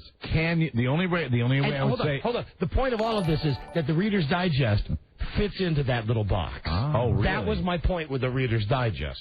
Do you put toilet paper in that little box? Yeah, fresh rolls. Now, is it reachable from the commode? Can you reach the box? Well, see then. Yes, you can. I mean, she's got a little something going on there. Right. If you can actually reach it. But it's queer because it's painted gold and it has. So you put your Reader's Digest on top of the new roll of toilet paper. For $1. And as a matter of fact, today, I can't win with that woman. I was down there having a nice duke, and I realized that there was no toilet paper. Okay? Hey, Lou. There's no toilet paper in there. It's having a wonderful number 2, a nice BM. No toilet paper. Yes. So I went out. No one wasn't home. I just did that deal where I had my pants around my ankles. I went out and I went to the closet. I got the new roll of toilet paper. Came in, took care of business. And what I did was I didn't replace the roll. I just put the roll of toilet paper on top of the empty thing that goes round and round. I've made many times. I don't want to take the time. She came home and she says to me, she started screaming at me. She said, "What is wrong with your jean makeup?" And I said, "Huh?" She was upset. And she said, "What is it in you genetically that you will actually go all the way upstairs to the closet, get the roll of toilet paper? It's obvious, since you ripped it, that you used some of the toilet paper, but then you just can't replace the old roll and put the old roll in the trash and put the new roll on the thing." I have a perfect answer for that. What? You don't want to get your fingers on all the roll stuff, all that stuff that's there. Even though it's your own, you want to just sit there, use the paper, and have someone else put their hands on the roll itself. That's not really it. I'm just basically lazy. I was just trying to make it sound good. Yeah, but no, I got to listen. Come on, look where your hands are when you're in the bathroom to begin with. Who cares about touching the roll? Yeah, but I've always found the roll to be a little skeezy. A little even though it's perfectly clean in our house, I just don't like it. But maybe. Me too. It's just kind of a lazy thing. Yeah. Sometimes sometimes if it's a real big one, we get really super big rolls, real huge. They rolls. don't fit, They right? don't fit, so I just put it on the floor. And furthermore, I like the toilet paper coming around the front. So when you pull on it, you understand what I mean? Because the toilet paper can either come around this side, the front, or it can come around the back. Over the top? I like it over the top. Yeah, isn't that weird? 100%. Yeah, you're both so weird. I got into HR. I like it underneath.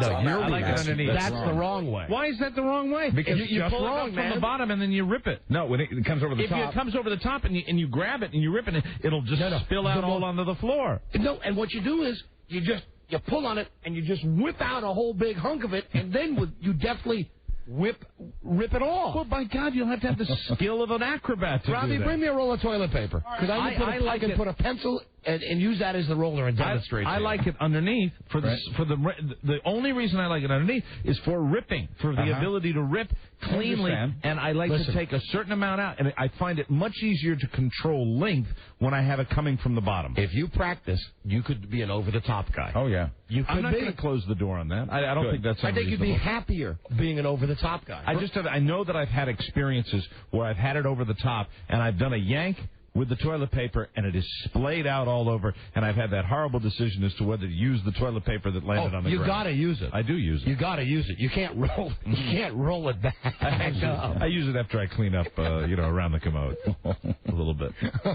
But I mean, that is noticeable. I remember that I like it underneath. With over the top, you can put your fingers or your hand on the top of the roll and make a nice, neat tear that way. You can do that with underneath too. Okay. Let's say this is the roll of toilet paper. Thank you, Robbie.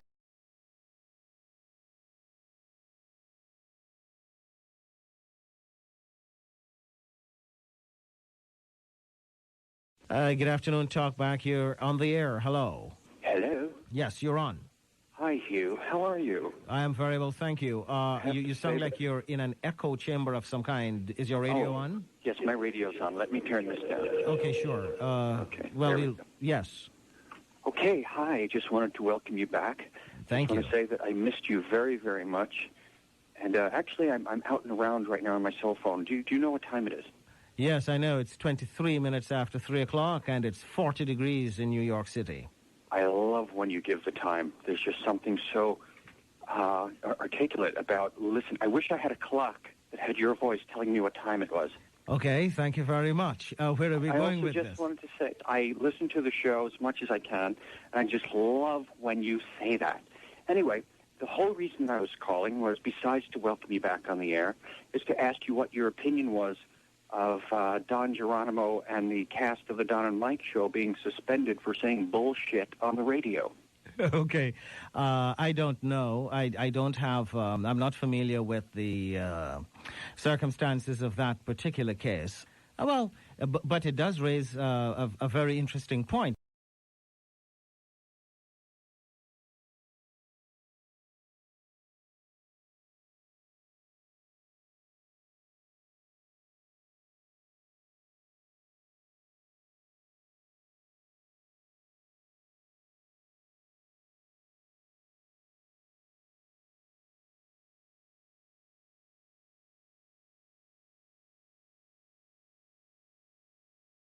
I hope I don't cut you off.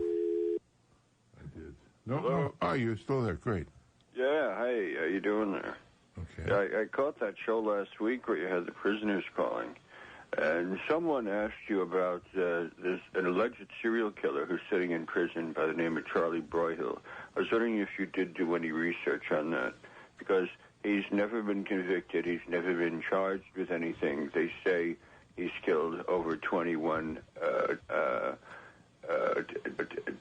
people, and it's have you checked into that? He's in a Maryland state prison, and he has his cock in his hand, and he's on the Don and Mike show. Whoopee!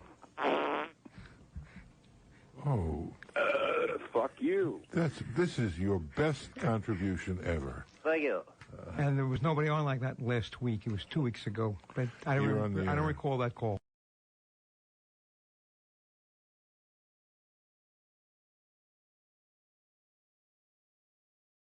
Charged with anything. They say he's killed over 21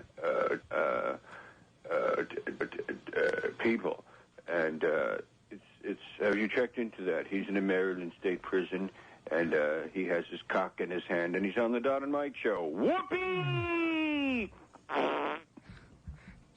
Oh. Fuck you. This is your best contribution ever. Thank you.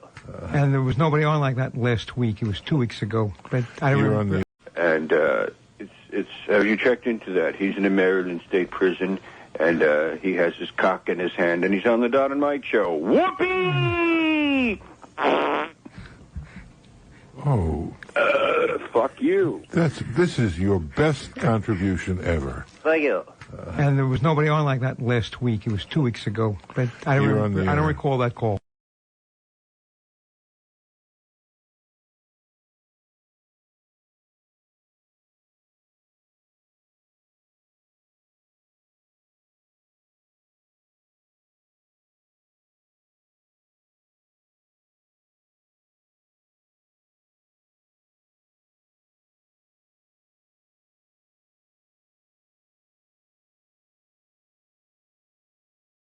Let me get one more. Hello. Hello. Am I on the radio?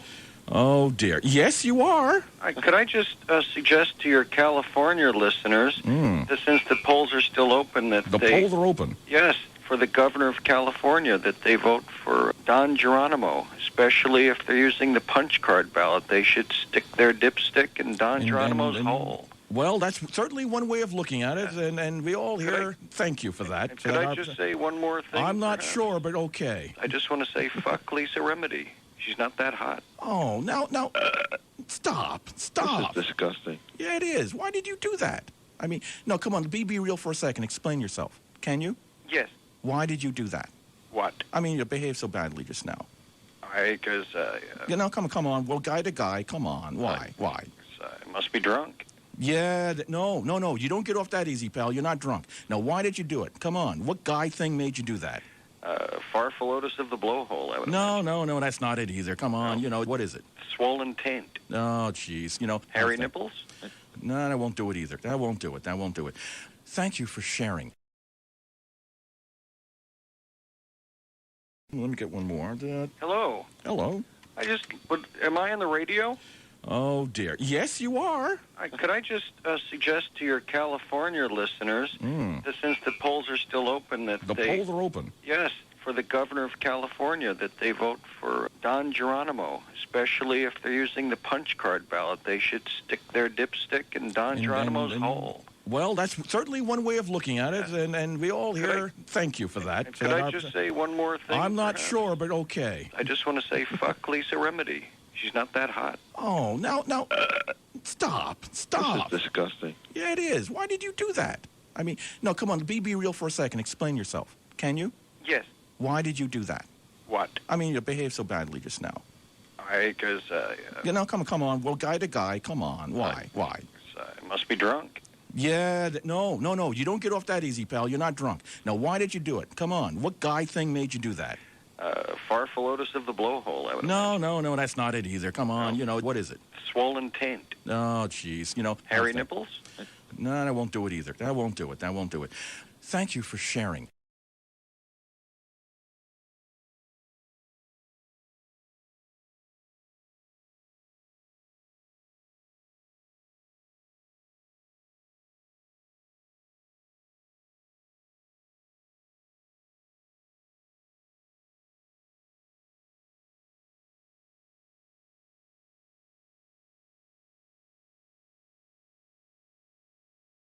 Let me get one more. Hello. Hello.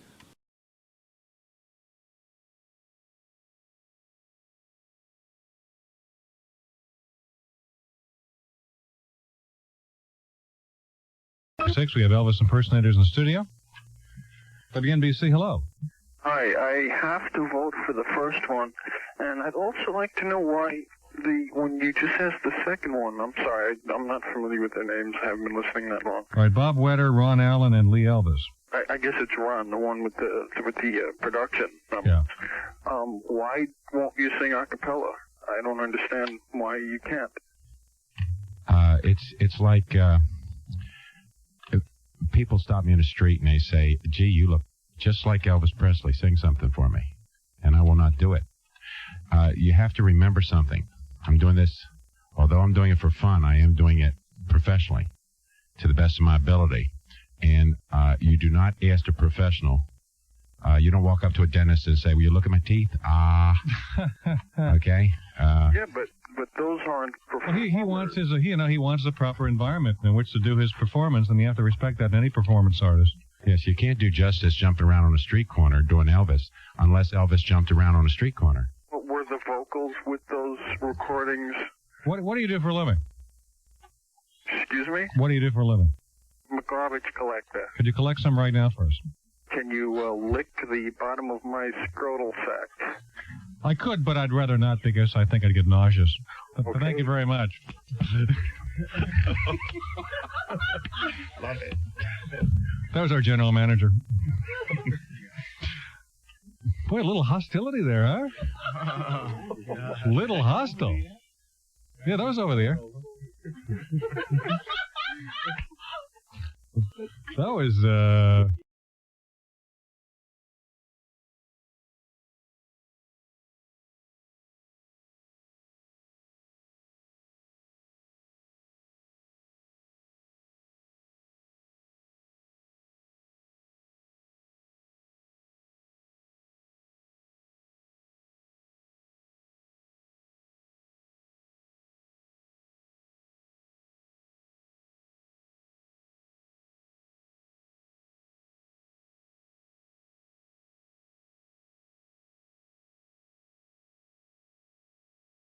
You want to talk about loneliness or share a prayer request tonight?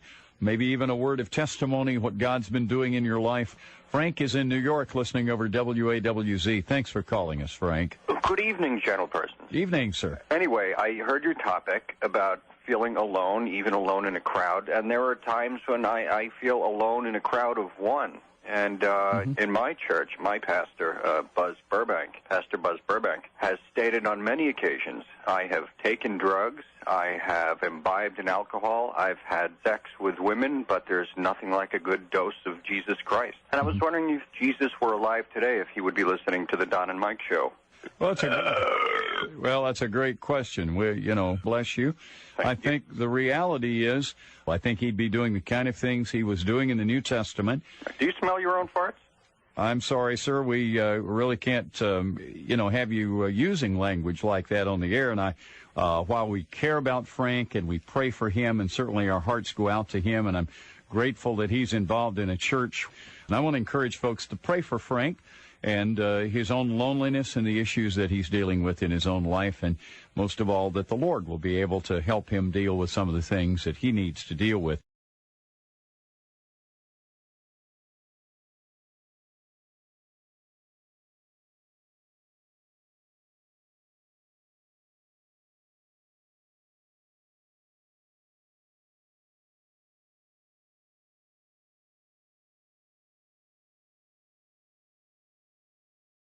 And Joe is in Connecticut. Welcome to the program, Joe. Good evening, gentlemen. Yes, sir. Good to hear from you. I want to thank you for the program, and I would like to offer my prayers for that first person that called, and I do feel bad for him in his own loneliness. Yeah, let's do the need to call a radio show to attract attention to himself. Yeah, let's pray that God will just do a significant work in his heart and take even what what's happened and use it for good in his life. And unfortunately, that radio show that he mentioned, the Don and Mike show, that is the epitome of debauchery and all that is horrible in this earth. Yeah, I'd have to say that I'm not familiar with that show, and I'm kind of glad I'm not. Sometimes you want to be innocent, right? It's with just respect. Crude, juvenile behavior, filthy language, and a lot of ass play. Yeah, it's horrible. I just want to say that I've had loneliness in my own life, and I would like to thank my own pastor, Father Donald Geronimo, and Sister Lisa Herndon. From the Crackpot Nunnery of Herndon, Virginia. And if I may, I would like to fart into the phone. Really sorry that we have someone else that wanted to do the same kind of thing. And since tonight that we have some folks who maybe are allowing Satan to use them, I'd like to encourage you, if you would, to pray for Joe and for Frank. Let's just pray for these folks and ask God to help them deal with the issues in their own lives. Yeah, dear Heavenly Father, we want to come before you tonight, and we just pray that you will bless the rest of this show, give us your grace and your wisdom in your heavenly name. Amen. And Joe is in Connecticut. Welcome to the program, Joe. Good evening, gentlemen. Yes, sir. Good to hear from you. I want to thank you for the program, and I would like to offer my prayers for that first person that called, and I do feel bad for him in his own loneliness.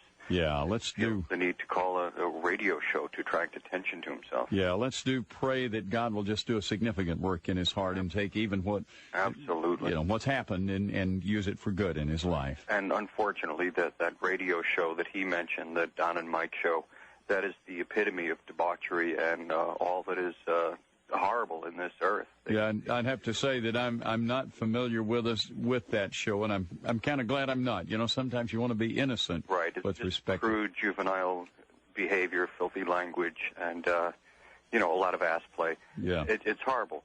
I just want to say that I've had loneliness in my own life, and I would like to thank my own pastor, Father Donald Geronimo, and Sister Lisa Herndon. From the Crackpot Nunnery of Herndon, Virginia. And if I may, I would like to fart into the phone. Really sorry that we have someone else that wanted to do the same kind of thing. And since tonight that we have some folks who maybe are allowing Satan to use them, I'd like to encourage you, if you would, to pray for Joe. And Joe is in Connecticut. Welcome to the program, Joe. Good evening, gentlemen. Yes, sir. Good to hear from you. I want to thank you for the program, and I would like to offer my prayers for that first person that called, and I do feel bad for him in his own loneliness. Yeah, let's the need to call a radio show to attract attention to himself. Yeah, let's pray that God will just do a significant work in his heart and take even what what's happened and use it for good in his life. And unfortunately, that radio show that he mentioned, the Don and Mike show, that is the epitome of debauchery and all that is horrible in this earth. Yeah, I'd have to say that I'm not familiar with that show, and I'm kind of glad I'm not. You know, sometimes you want to be innocent, right? It's with just respect. Crude, juvenile behavior, filthy language, and you know, a lot of ass play. Yeah, it's horrible. I just want to say that I've had loneliness in my own life, and I would like to thank my own pastor, Father Donald Geronimo, and Sister Lisa Herndon, from the Crackpot Nunnery of Herndon, Virginia. And if I may, I would like to fart into the phone. Really sorry that we have someone else that... And Joe is in Connecticut. Welcome to the program, Joe. Good evening, gentlemen. Yes, sir. Good to hear from you. I want to thank you for the program, and I would like to offer my prayers for that first person that called, and I do feel bad for him in his own loneliness. Yeah, let's do... the need to call a radio show to attract attention to himself. Yeah, let's pray that God will just do a significant work in his heart and take even what... Absolutely. You know, what's happened and use it for good in his life. And unfortunately, that radio show that he mentioned, the Don and Mike show, that is the epitome of debauchery and all that is horrible in this earth. Yeah, I'd have to say that I'm not familiar with that show, and I'm kind of glad I'm not. You know, sometimes you want to be innocent, right? It's with just respect. Crude, juvenile behavior, filthy language, and you know, a lot of ass play. Yeah, it's horrible. I just want to say that I've had loneliness in my own life, and I would like to thank my own pastor, Father Donald Geronimo, and Sister Lisa Herndon, from the Crackpot Nunnery of Herndon, Virginia. And if I may, I would like to fart into the phone. Really sorry that we have someone else that wanted to do the same kind of thing. And since tonight that we have some folks who maybe are allowing Satan to use them, I'd like to encourage you, if you would, to pray for Joe and for Frank. Let's just pray for these folks and ask God to help them deal with the issues in their own lives. Yeah, dear Heavenly Father, we want to come before you tonight, and we just pray that you will bless the rest of this show, give us your grace and your wisdom, in your heavenly name. Amen.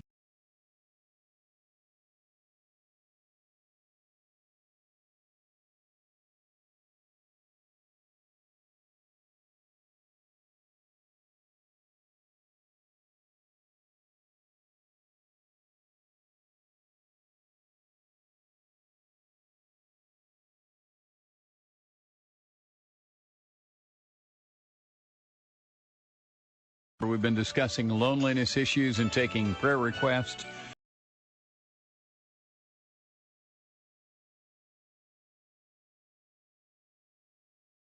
We've been discussing loneliness issues and taking prayer requests.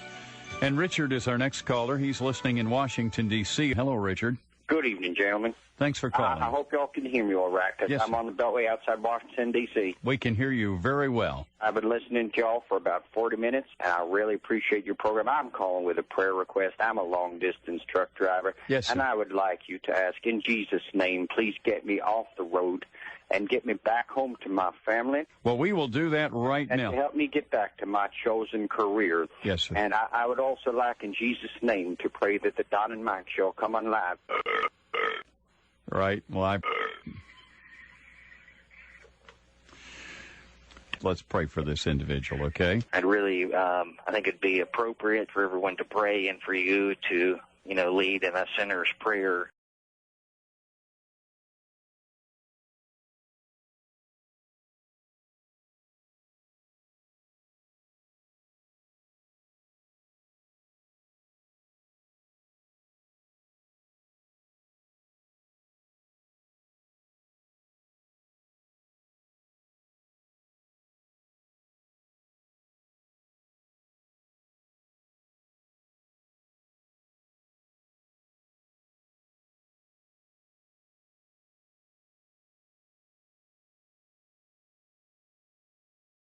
Thank God that old bag Rhoda Morgenstern wasn't in here. Johnny had better answers. Didn't smell as good. On his game. Oh, I disagree. Got a break? Listen, if this means anything to you, ladies and gentlemen, I will F you and make you until you love me, faggot. Mm-hmm. Wow. If that means anything to you, You will want to stay tuned for a Don and Mike exclusive when we come right back. This is the Don and Mike Show. Oh, anybody in here can with this man, Mike. This is the ultimate, man. You hoe.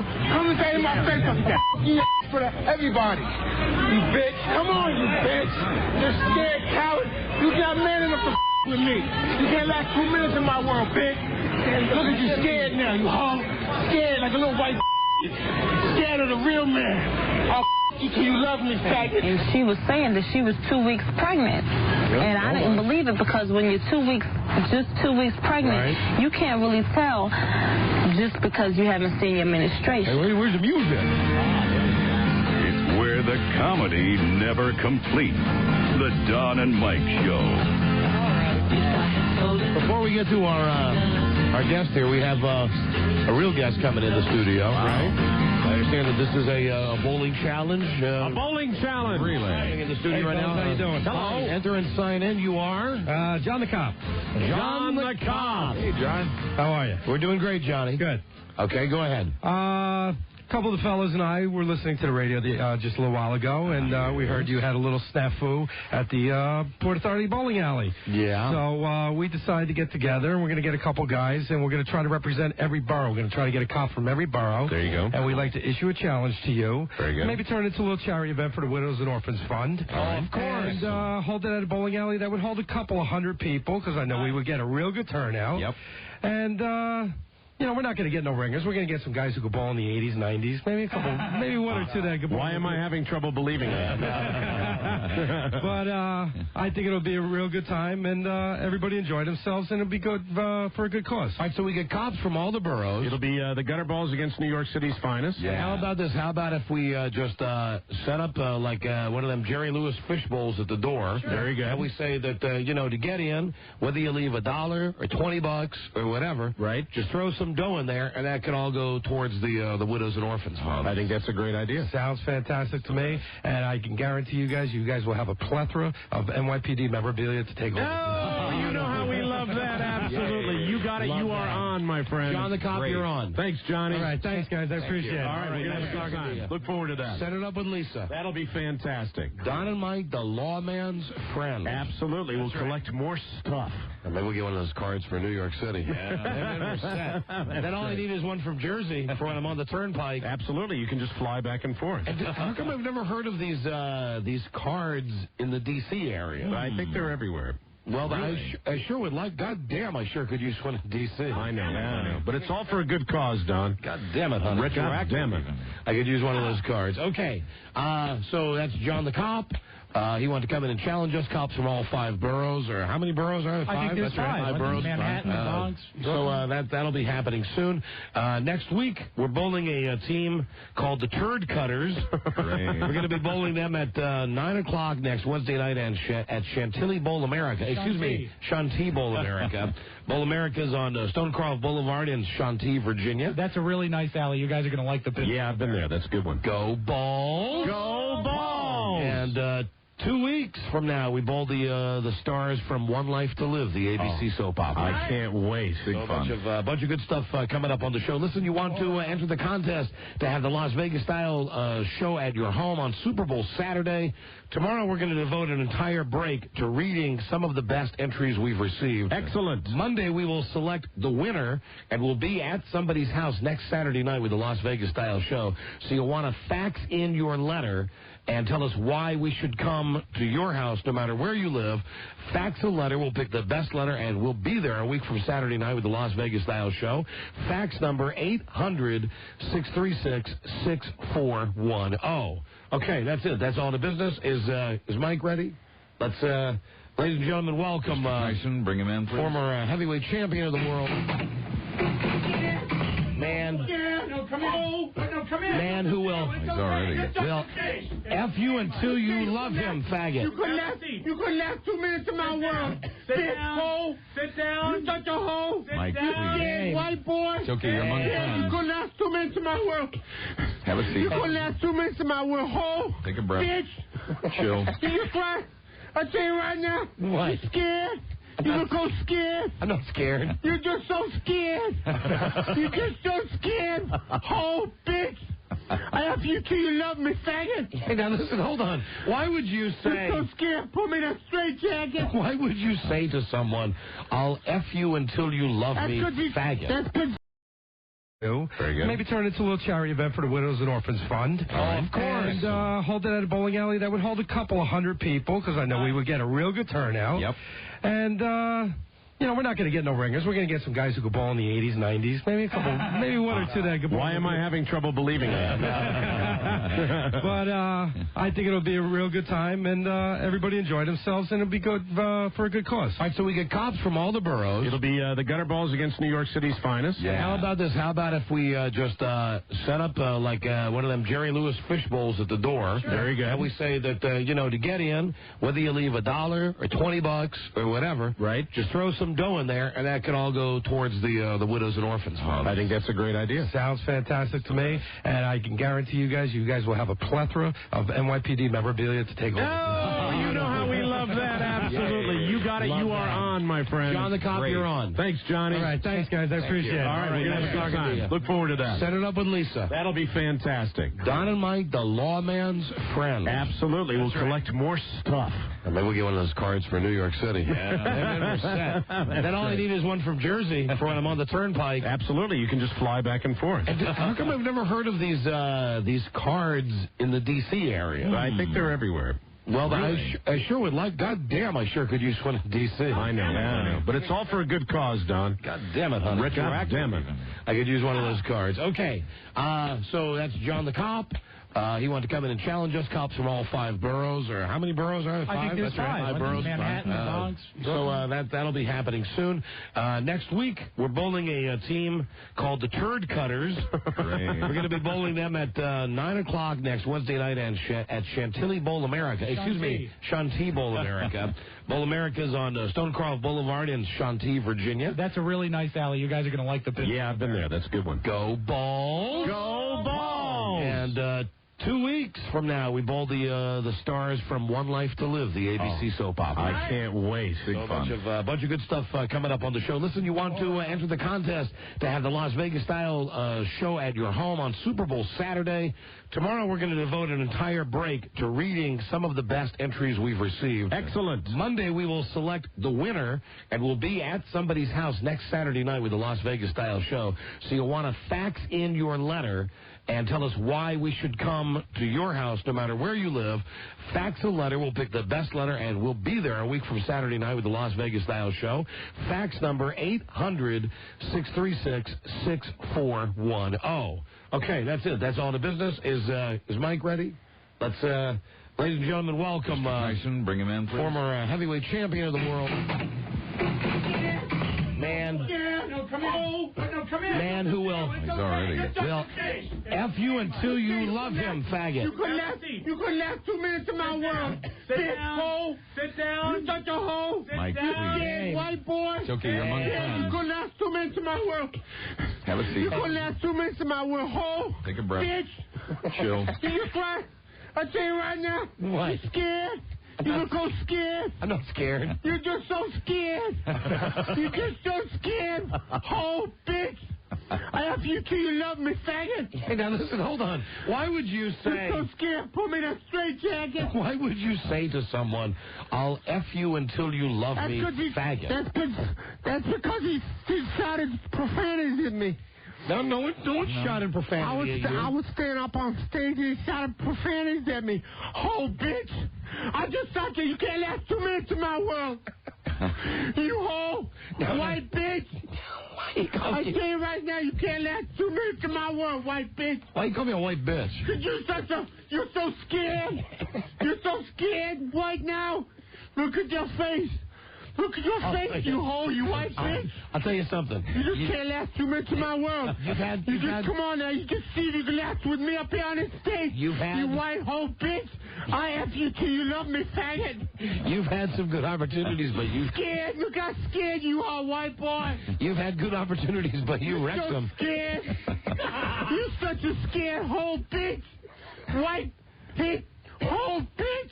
How come every time something good happens, every time you get a good opportunity, you wreck them? I don't know.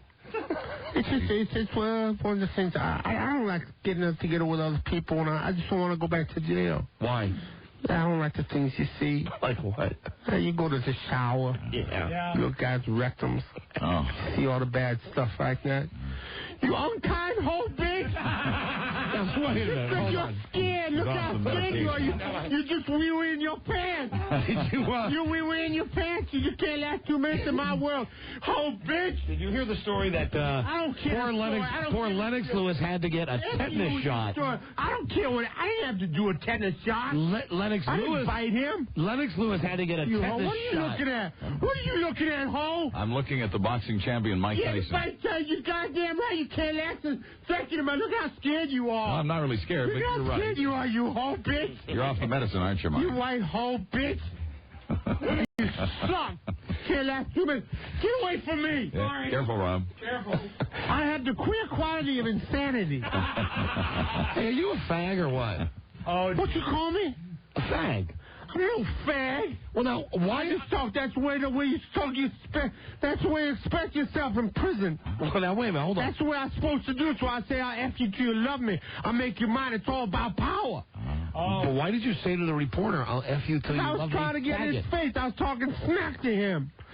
And he looked up at me and said, you put him in a straitjacket. I said, you come up here right now, you scared hoe bitch. I F you till you make me. I F you till you love me. Is this an act? Faggot. Some people have thought this whole thing is act. It's a It's stage. not an act.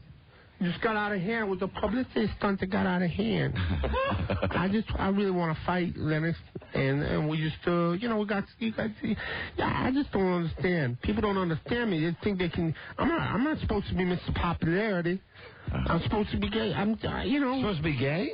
I didn't say I'm supposed to be gay. I thought you just said I'm supposed to be gay. You hoe bitch. Why are you calling me a hoe bitch? Because you're just such a hoe. You can't last 2 minutes in my world.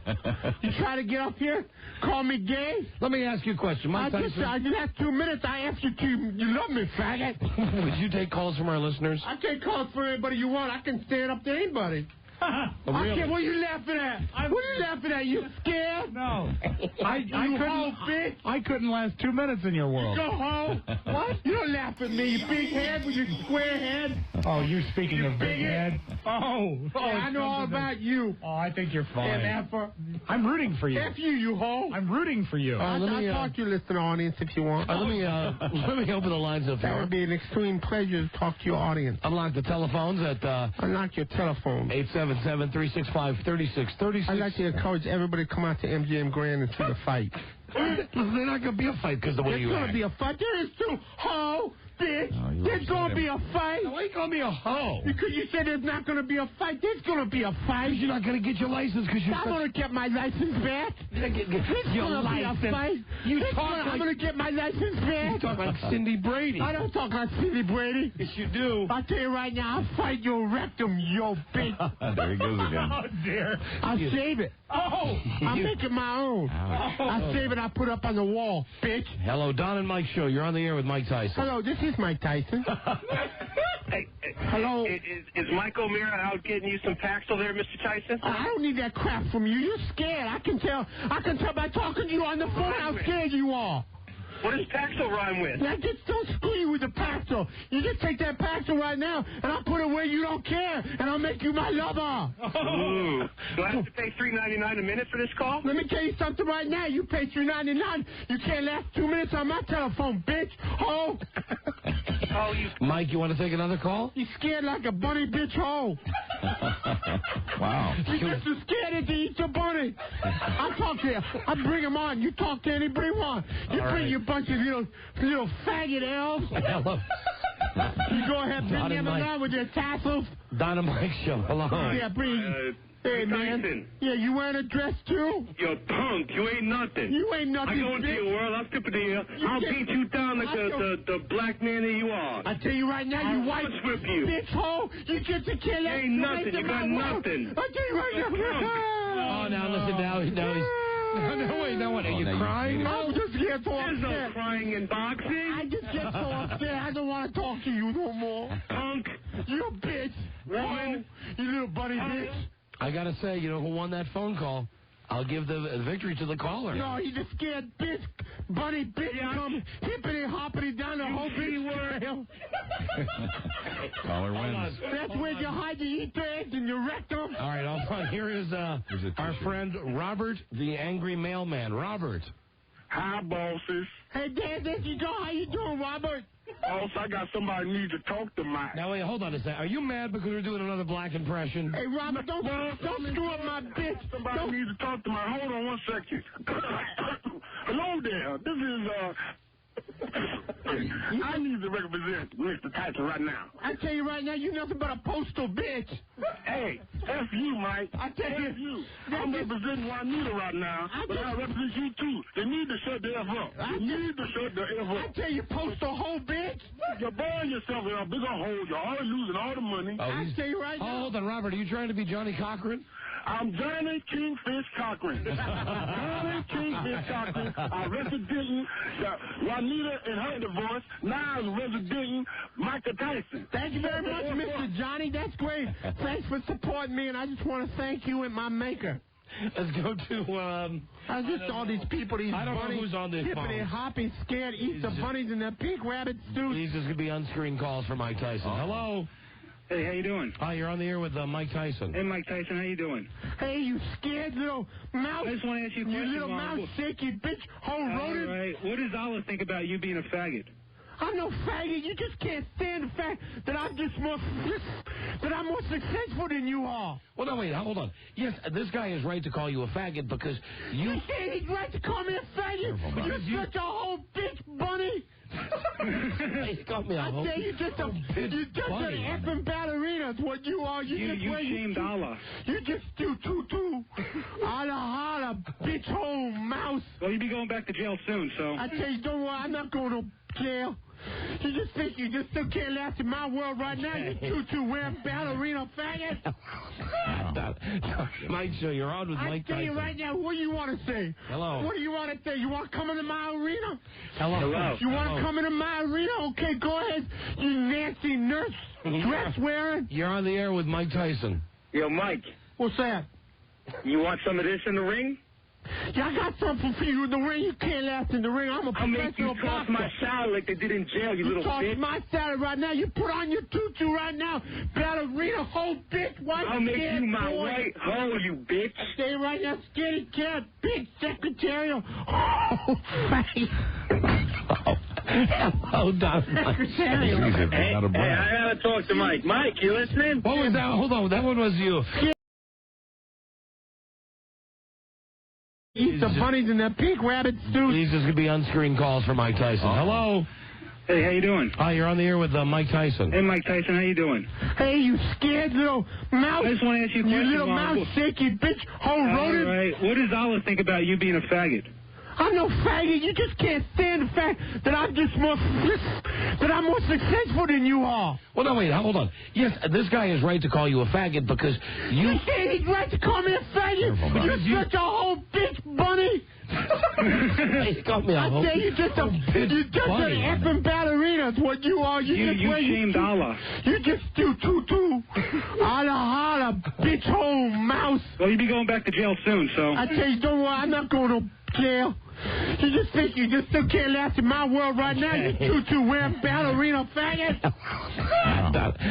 Mike, so you're on with Mike Tyson. I tell you right now, what do you want to say? Hello. What do you want to say? You want to come into my arena? Hello. You want to come into my arena? Okay, go ahead, you Nancy nurse dress wearing. You're on the air with Mike Tyson. Yo, Mike. What's that? You want some of this in the ring? Yeah, I got something for you in the ring. You can't last in the ring. I'm a professional boxer. I'll make you toss my salad like they did in jail, you little bitch. You toss my salad right now. You put on your tutu right now. Ballerina, whole bitch, white I'll make you my white hoe, you bitch. I stay right now, skinny cat, big secretarial. Oh, face. Hello, Don. Hey, I gotta talk to Mike. Mike, you listening? What was that? Hold on, that one was you. Scaredy cat, bitch, secretarial whole faggot. Hello, Don and Mike. You're on with Mike Tyson. That's Mike, I was just wanting to ask you, are you afraid of heights? I tell you, I'm not afraid of nothing. You know why? Because isn't it kind of scary climbing up on the Empire State Building, swatting planes all day? Shut up. I tell you right now, I'm going to F you up. You just sit there wearing your skirts with your candy stripe outfit, little nursing wonder, temperature taking up the rectum thing. Hello, Don and Mike. You're on with Mike Tyson, a very angry man. You're going at me, Mr. Curly Hair, Mr. Hole in your stomach. You seem focused on the rectum, Mike. I tell you what, I just focus on the rectum. I don't like guys. I don't like when I go to jail. Yeah. See the things you see in the shower. Like what? You just see these guys' genitals, guys' rectum. Hello, Don and Mike show. Hey, Mike Tyson. Yeah, you lily-livered wet nurse with a cervix, bitch. I wanted to know if you're good friends with Michael Jackson and Paula Poundstone. I don't know either one of them. I don't care, Michael Jackson. Mr. Fake Nose, bitch. Right there, Mr. Neverland llama-licking bitch. Are you sure about that? Yeah, I'm sure about that. You're scared. You scared hoe. I think you touched You're little scared. You just a scared hoe. You're a scared hoe, bitch. Hello, Don and Mike show. You're on. I can't feel my tongue. This is a Don and Mike exclusive, the first ever live radio interview with Mike Tyson. I tell you, these people start to get me upset. Hello, I'm trying to maintain my composure. Hello, you're on the air with Mike Tyson. All these people just trying to bust my chops. I don't care like that. What do you want, you shaking, lactating whole bitch? Big breast faggot. Oh, I want to go pump in the herb. Maybe we'll relax this. What's that? You want to go pump in the herb? Maybe that will relax. Yeah, I can pump the herb. I can do that. You want? This guy wants to know if you want to get high. Yeah, I'd like to pump some herb, yeah. You want to get high? You got some? You hold it? Yeah, step outside. That's it. Okay, you made me calm down. That's right, bitch. Chill him out. I do. I pump the herb with you. I got some ears for some entourage. I pump the herb, now I'll pump you. I'll pump you till you love me, faggot. Yeah, don't laugh. You laugh like a girl. Mr. High Voice Ballerina. Lady on the Pepsi commercial, kid. Hallie Eisenberg. Hallie Eisenberg. Oh, hold on, Robert. Are you trying to be Johnny Cochran? I'm Johnny Kingfish Cochran. Johnny Kingfish Cochran. I representing Juanita and her divorce. Now I'm representing Michael Tyson. Thank you very much, Mr. Johnny. That's great. Thanks for supporting me, and I just want to thank you and my maker. Let's go to, I just all these people, these I don't bunnies, know who's on this phone. Hippity, hoppy, scared, Easter bunnies and their pink rabbit suits. These is going to be unscreened calls for Mike Tyson. Hello. Hey, how you doing? Hi, you're on the air with Mike Tyson. Hey, Mike Tyson, how you doing? Hey, you scared little mouse. I just want to ask you a question. You little mouse shaky bitch, whole rodent. All right. What does Allah think about you being a faggot? I'm no faggot. You just can't stand the fact that I'm more successful than you are. Well, no, wait, hold on. Yes, this guy is right to call you a faggot because you... You say he's right to call me a faggot? You're such a whole bitch, bunny. He called me a whole I say you're just an effing ballerina. It's what you are. You shamed Allah. You just do too. Holla, bitch, hole mouse. Well, you'll be going back to jail soon, so... I tell you, don't worry, I'm not going to jail. You just think you just still can't last in my world right now, you tutu wearing ballerina faggot. Mike, so you're on with Mike Tyson. I tell you right now, what do you want to say? Hello. What do you want to say? You want to come into my arena? Hello. You want to come into my arena? Okay, go ahead. You Nancy nurse dress wearing. You're on the air with Mike Tyson. Yo, Mike. What's that? You want some of this in the ring? Yeah, I got something for you in the ring. You can't last in the ring. I'm a professional boxer. I'll make you toss my salad like they did in jail, you little bitch. You toss my salad right now. You put on your tutu right now. Ballerina, whole bitch. I'll make you my white hoe, you bitch. So, Opie and Anthony, yes, what kind of... Yeah, I'm down in Florida. I need to know what station they're on. Need to know what station? I don't know. I'm doing my own promote for my fight. You whole bitch. You want to go down to Florida? You go see Liberace swim in his pool, you whole bitch. I tell you right now, you just go down Catholic school, girl. Spandex, pantyhose, legs, Christina Applegate, bitch. Whatever. Christina Applegate. Christina Applegate. What the hell is that? Just another broad. The girl from Married with Children? Yeah. You eat his bunker, bitch. Mike, show. Hello. Yeah, this got to be the last call. We're in. Little VW convertible driving Barbie doll dresser fag, slut faggot. I just want to say one thing to Mike. What's that? Welcome to my world. Talk my salad right now. You put on your tutu right now. Ballerina hoe, bitch. White I'll make you my boy. white hoe, you bitch. Stay right now, skinny cat, big secretarial. Oh, face. Hello, Don Mike. Secretarial. Hey, I gotta talk to Mike. Mike, you listening? What was that? Hold on, that one was you. Skinny cat, big secretarial, whole faggot. Hello, Wow. Don and Mike. You're on with Mike Tyson. That's Mike, right. Mike, I was just wanting to ask you, are you afraid of heights? I tell you, I'm not afraid of nothing. You know why? Because isn't it kind of scary climbing up on the Empire State Building, swatting planes all day? Hey, shut up. I tell you right now, I'm going to F you up. You just sit there wearing your skirts with your candy stripe outfit, little nursing wonder, temperature taking up the rectum thing. Hello, Don and Mike. You're on with Mike Tyson, a very angry man. You're at me, this curly, Mr. Curly Hair, Mr. Hole in your stomach. You seem focused on the rectum, Mike. I tell you what, I just focus on the rectum. I don't like guys. I don't like when I go to jail. Yeah. See the things you see in the shower. Like what? You just see these guys' genitals, guys' rectum. Hello, Don and Mike show. Hey, Mike Tyson. Yeah, you lily-livered wet nurse with a cervix, bitch. I wanted to know if you're good friends with Michael Jackson and Paula Poundstone. I don't know either one of them. I don't care, Michael Jackson. Mr. Fake Nose, bitch. Right there, Mr. Neverland llama-licking bitch. Are you sure about that? Yeah, are you sure about that? You scared. You scared hoe. I think you touched You're little boys. scared. You just a scared hoe. You're a scared hoe, bitch. Hello, Don and Mike show. You're on. I can't feel my tongue. This is a Don and Mike exclusive, the first ever live radio interview with Mike I tell you, Tyson. these people started to get me upset. Hello, I'm trying to maintain my composure. Hello, you're on the air with Mike Tyson. All these people just trying to bust my chops. I don't care like that. What do you want, you shaking, lactating hoe, bitch? Big breast faggot. Oh, I want to go pump in the herb. Maybe we'll relax this. What's that? You want to go pump in the herb? Maybe that will relax. Yeah, I can pump the herb. I can do that. You want? This guy wants to know if you want to get I'd high. like to pump some herb, yeah. You want to get high? You got some? You hold it? Step outside. That's it. Okay, you made me calm down. That's right, bitch. Chill him out. I do. I pump the herb with you. I got some ears for cilantro. I pump the herb, now I'll pump you. I'll pump you till you love me, faggot. Yeah, don't laugh. You laugh like a girl. Mr. High Voice Ballerina. Lady on the Pepsi commercial, kid. Hallie Eisenberg. Hallie Eisenberg. Hello. Don and Mike show. You're on with Mike Tyson. Bitch. Hello. Oh, turn your radio down, please. For the love of Christ. What do you want now, you Peggy Lee, jazz singing woman, bitch? Hello, Don and Mike. Yeah, hey. Hey. Can I speak with Mike? Mike yeah, Tyson. what do you want now, you Chanel number 5, Mary Kate, Hey, 7 you pussy beefy bitch? slinging fag, I'll knock the black right out of you. You know, I'll tell you right now, you something, oh, big fag. That's what you are. You made me upset right now. You Catholic girls school plaid skirt wearing bitch. I tell you right now, Los Angeles Laker cheerleader, wear a short skirt with big socks put up to your knees, bitch. Hello. Don and Mike show. You're on with Mike Tyson. What do you want now? Hey, Jar Jar Banks. Hey, don't call me that. I'll tell you right now. I'll F you up. You can't last 2 minutes in my world right now. I'll tell you right there. Oh, bitch. Will I last 2 minutes in the next Star Wars Stupid movie, Jar little Jar? bitty girl, top wearing, so you exposed big breast nipples. Seems to me that's... You Olsen twin, no scrot hole faggot. Oh. Angry. Hello. I just get so angry you call us.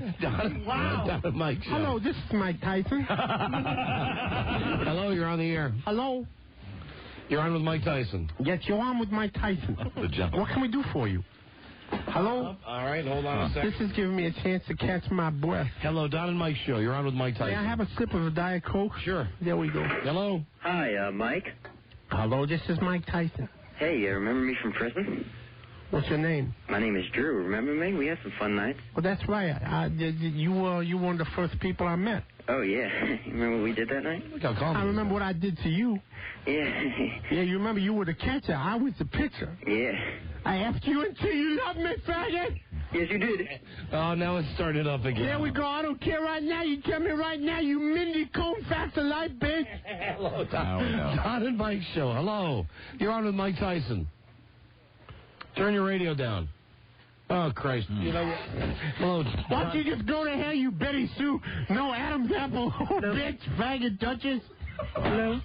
Hello, you're on with Mike Tyson. Mike? Hey, this is woman? Mike, this is Robin. Hey, Robin Gibbons? Yes. Hi, baby. Why don't you just tell him about yourself? Tell him you're gay. Just do it. Get it off your chest, Michael, please. No, I don't like you. You just saying, Robin. There's a guy pretending to be a girl. Guy. This is not. That's probably Glenn the janitor. The janitor. Glenn the janitor. This is Robin from the jail, actually. And I just want to talk to Mike a little bit. It's okay if you got mad at Glenn the janitor. I tell you right now, you scrub somebody's poop in the toilet, bitch. Glenn the janitor, that's right. Man. Hike your big dress up around your ankles there. Pull your dress down. Oh, bitch. Leslie Stahl, 60-minute turkey neck, bitch. Wow. That was Leslie Stahl turkey neck. That's right. Brought that up. He's an old bitch. Hello. Old bitch, Leslie Stahl, those old Diane Sawyer, Ann Compton, bitch. Hello. Well, hello, Mike. How are you, my friend? Listen, I just don't think there's a chance for people to call and do their silly, stupid voices. I just want to promote my fight. Hi, can I talk to a normal caller? Yeah, all right. Hi, this is Mike Tyson. Call him, buddy. Hello. Call her. Hello. Don and Mike Show. You're on with Mike Tyson. Hi, this is Mike Tyson. What can I do for you today? Hello? Yeah, Mike. I'm trying to calm down. Please don't get me upset. I've just made sure that my Zoloft is kicked in a little bit. Oh, what can we do for you? I want to hit... There you go. Make you my own. I'll just bend you over. You can't last 2 minutes in my world. That was a valid question. I don't care what's a valid question. I tell you right now, you Liz Smith, Cindy Adams, writing turkey neck, feeble varicose vein bitch. Hello, Don and Mike. Hello, you're on with Mike Tyson. Hello? Hello. Hi, this is Mike Tyson. Can I help you? No, actually, I was calling for information on Opie and Anthony. So, Opie and Anthony, yes, what can I do? I'm down in Florida. I need to know what station they're on. Need to know what station they're on? I don't know. I'm doing my own promote for my fight. You whole bitch. You want to go down to Florida? You go see Liberace swim in his pool, you whole bitch. I tell you right now, you just go down Catholic school, girl. Spandex, pantyhose, legs, Christina Applegate, bitch. Whatever. Christina Applegate. Christina Applegate. What the hell is that? Just another broad. The girl from Married with Children? I tell you, eat his bunker, bitch. Mike Show. Hello. Yeah, this got to be the last call. We're in. Little VW convertible driving Barbie doll dresser fag, slut faggot. I just want to say one thing to Mike. What's that? Welcome to my world. Yeah, you sing like that. Nice Peggy Lee reference. You sing Whitney Houston singing fag, sequin gown, bodyguard, bitch, ho. Okay, That's thank 2 you. minutes in my world. Thank you. All right. Well, listen, Mike. Do you have any more calls for me? We have look at all of the lines. All 24 lines are ringing. But hi, this is Mike Tyson. We're out of time. We have to go to the news now. Oh, that's all right. With Buzz? With Buzz. I love his news. Well, thank you, Mike. Thank you, Buzz. Thank you, sir. You gonna come to the fight? Yeah, I'd like to very much. A couple of minutes ago, you were calling Buzz names, though. Yeah, I tell you, well, I'm sorry about that. I'm sorry for calling you a Priscilla, Queen of the Desert Faggot. It's all right. I understand. Thank you so much. I appreciate this opportunity to clear the air. I'd like to say I'm apologizing for the melee. All right, gotcha. Sorry for the melee. This is Mike Tyson. All right, there you go. Thanks a lot, Don. Don't you be looking at me with those eyes right now, you in-sync-ho bitch. I'll tell you right now. Bye. You take care, you Christina Aguilera sequin wearing hoe. All right, bye. Thanks, champ. Thanks a lot, champ. Thanks for coming to the show. Bye. Bye, faggot. Wow. Mike Tyson. Never back in, you old bitch. He has something else to say. Hey, you big faggot. You're a big faggot. You love the anal. This. A baby he is. Christ, that baby. I'll let him back in as soon as the cart receives. Hey, come on. What do you want? What do you want, fag? I can't take it no more. I'm not as tough as I say. Oh. This has upset me greatly. Please stop calling me names. Please say you're sorry. Please say you're sorry. No, listen, you come in 1 minute, you talk nice, then you flip out, you start calling me names. Okay, that's fine. You be that way. 2 minutes in my world. Nancy Lopez, LPGA, bitch. He's back. Let's go to Buzz now. In a world where owning a radio was strictly forbidden, one man found a way to bring good news to his people. Buzz. He made it up. Buzz, what is the lead story there? Thank you to Mike Tyson for that. It was nice. John and Mike, world exclusive, coming on the show, answering live on-screen telephone calls from you, today's modern sports fan. Took a lot of guts to do that. Buzz, what's your lead story today? Today, O.J. talks about his invisible but not missing girlfriend. Oh, O.J. Juice in the news. Stay tuned for news and comments coming up on the Don and Mike Show. Don and Mike Show. And hey, faggot, that was very professional. This is the Don and Mike Show. What's the word from Planet Crackpot? You can call Don and Mike anytime from anywhere in America. 877-365-3636. From D.C. on WJFK, 202-432-1067. And from New York City on WNEW, 877-692-1027. They're ready to believe you. A lot of times you try to get a mental picture of what we might look like. Think of Mike Reno. Wearing that bandana on his head? Absolutely. Hi, everybody. That's us. That's us. Like serving Yorkshire pudding right out of a woman's privacy. The Don and Mike Show. When we come to New York, some of us take the train. That's via Amtrak. The Amtrak promise, satisfaction guaranteed.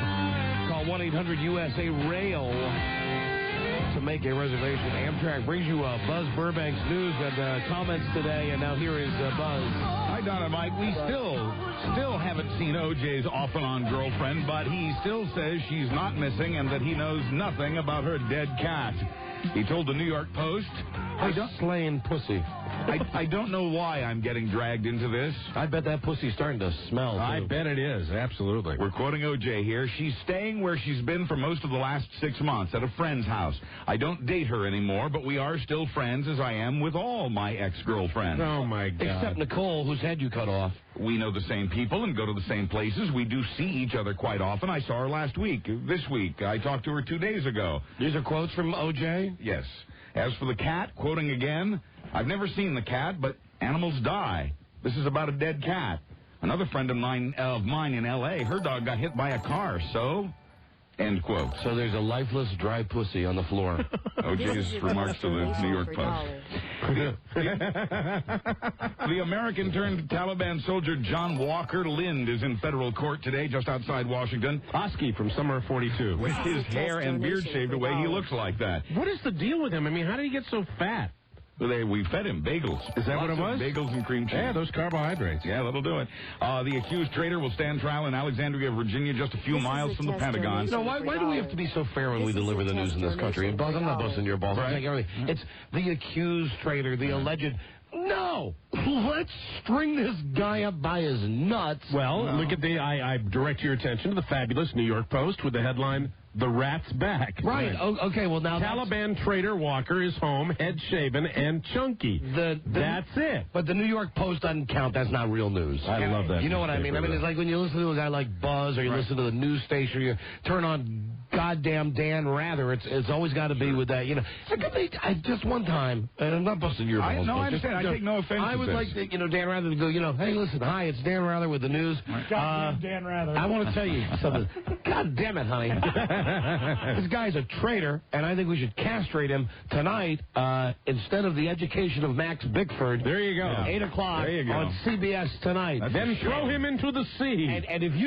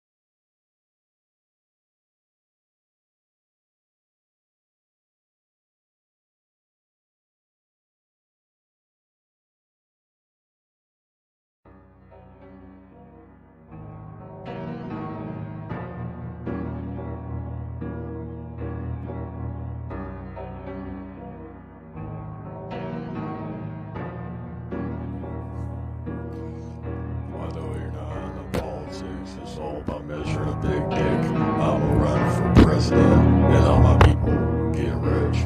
Okay, that's a bunch of bullshit. You making money like Brad Pitt. Kinda 100 bands, ain't that lit? Choke on your own fucking spit. I bet you feel like an idiot. Just got from church by the hill lake. You see, you worship just be right with Satan. They got guy problems with your knee ass is faking. Now you gonna say it's blacks on plantation. We not doing that crazy shit with the crack of the night. I know you listen to this song, going insane. Mr. Blood, take a gun, blow out your brains. I am the hitman, aim at all these lanes. Write a list and take names. I ain't in it for fame, like Costas talking about speculate. But nigga, I'm just sitting here, smoking cigarettes.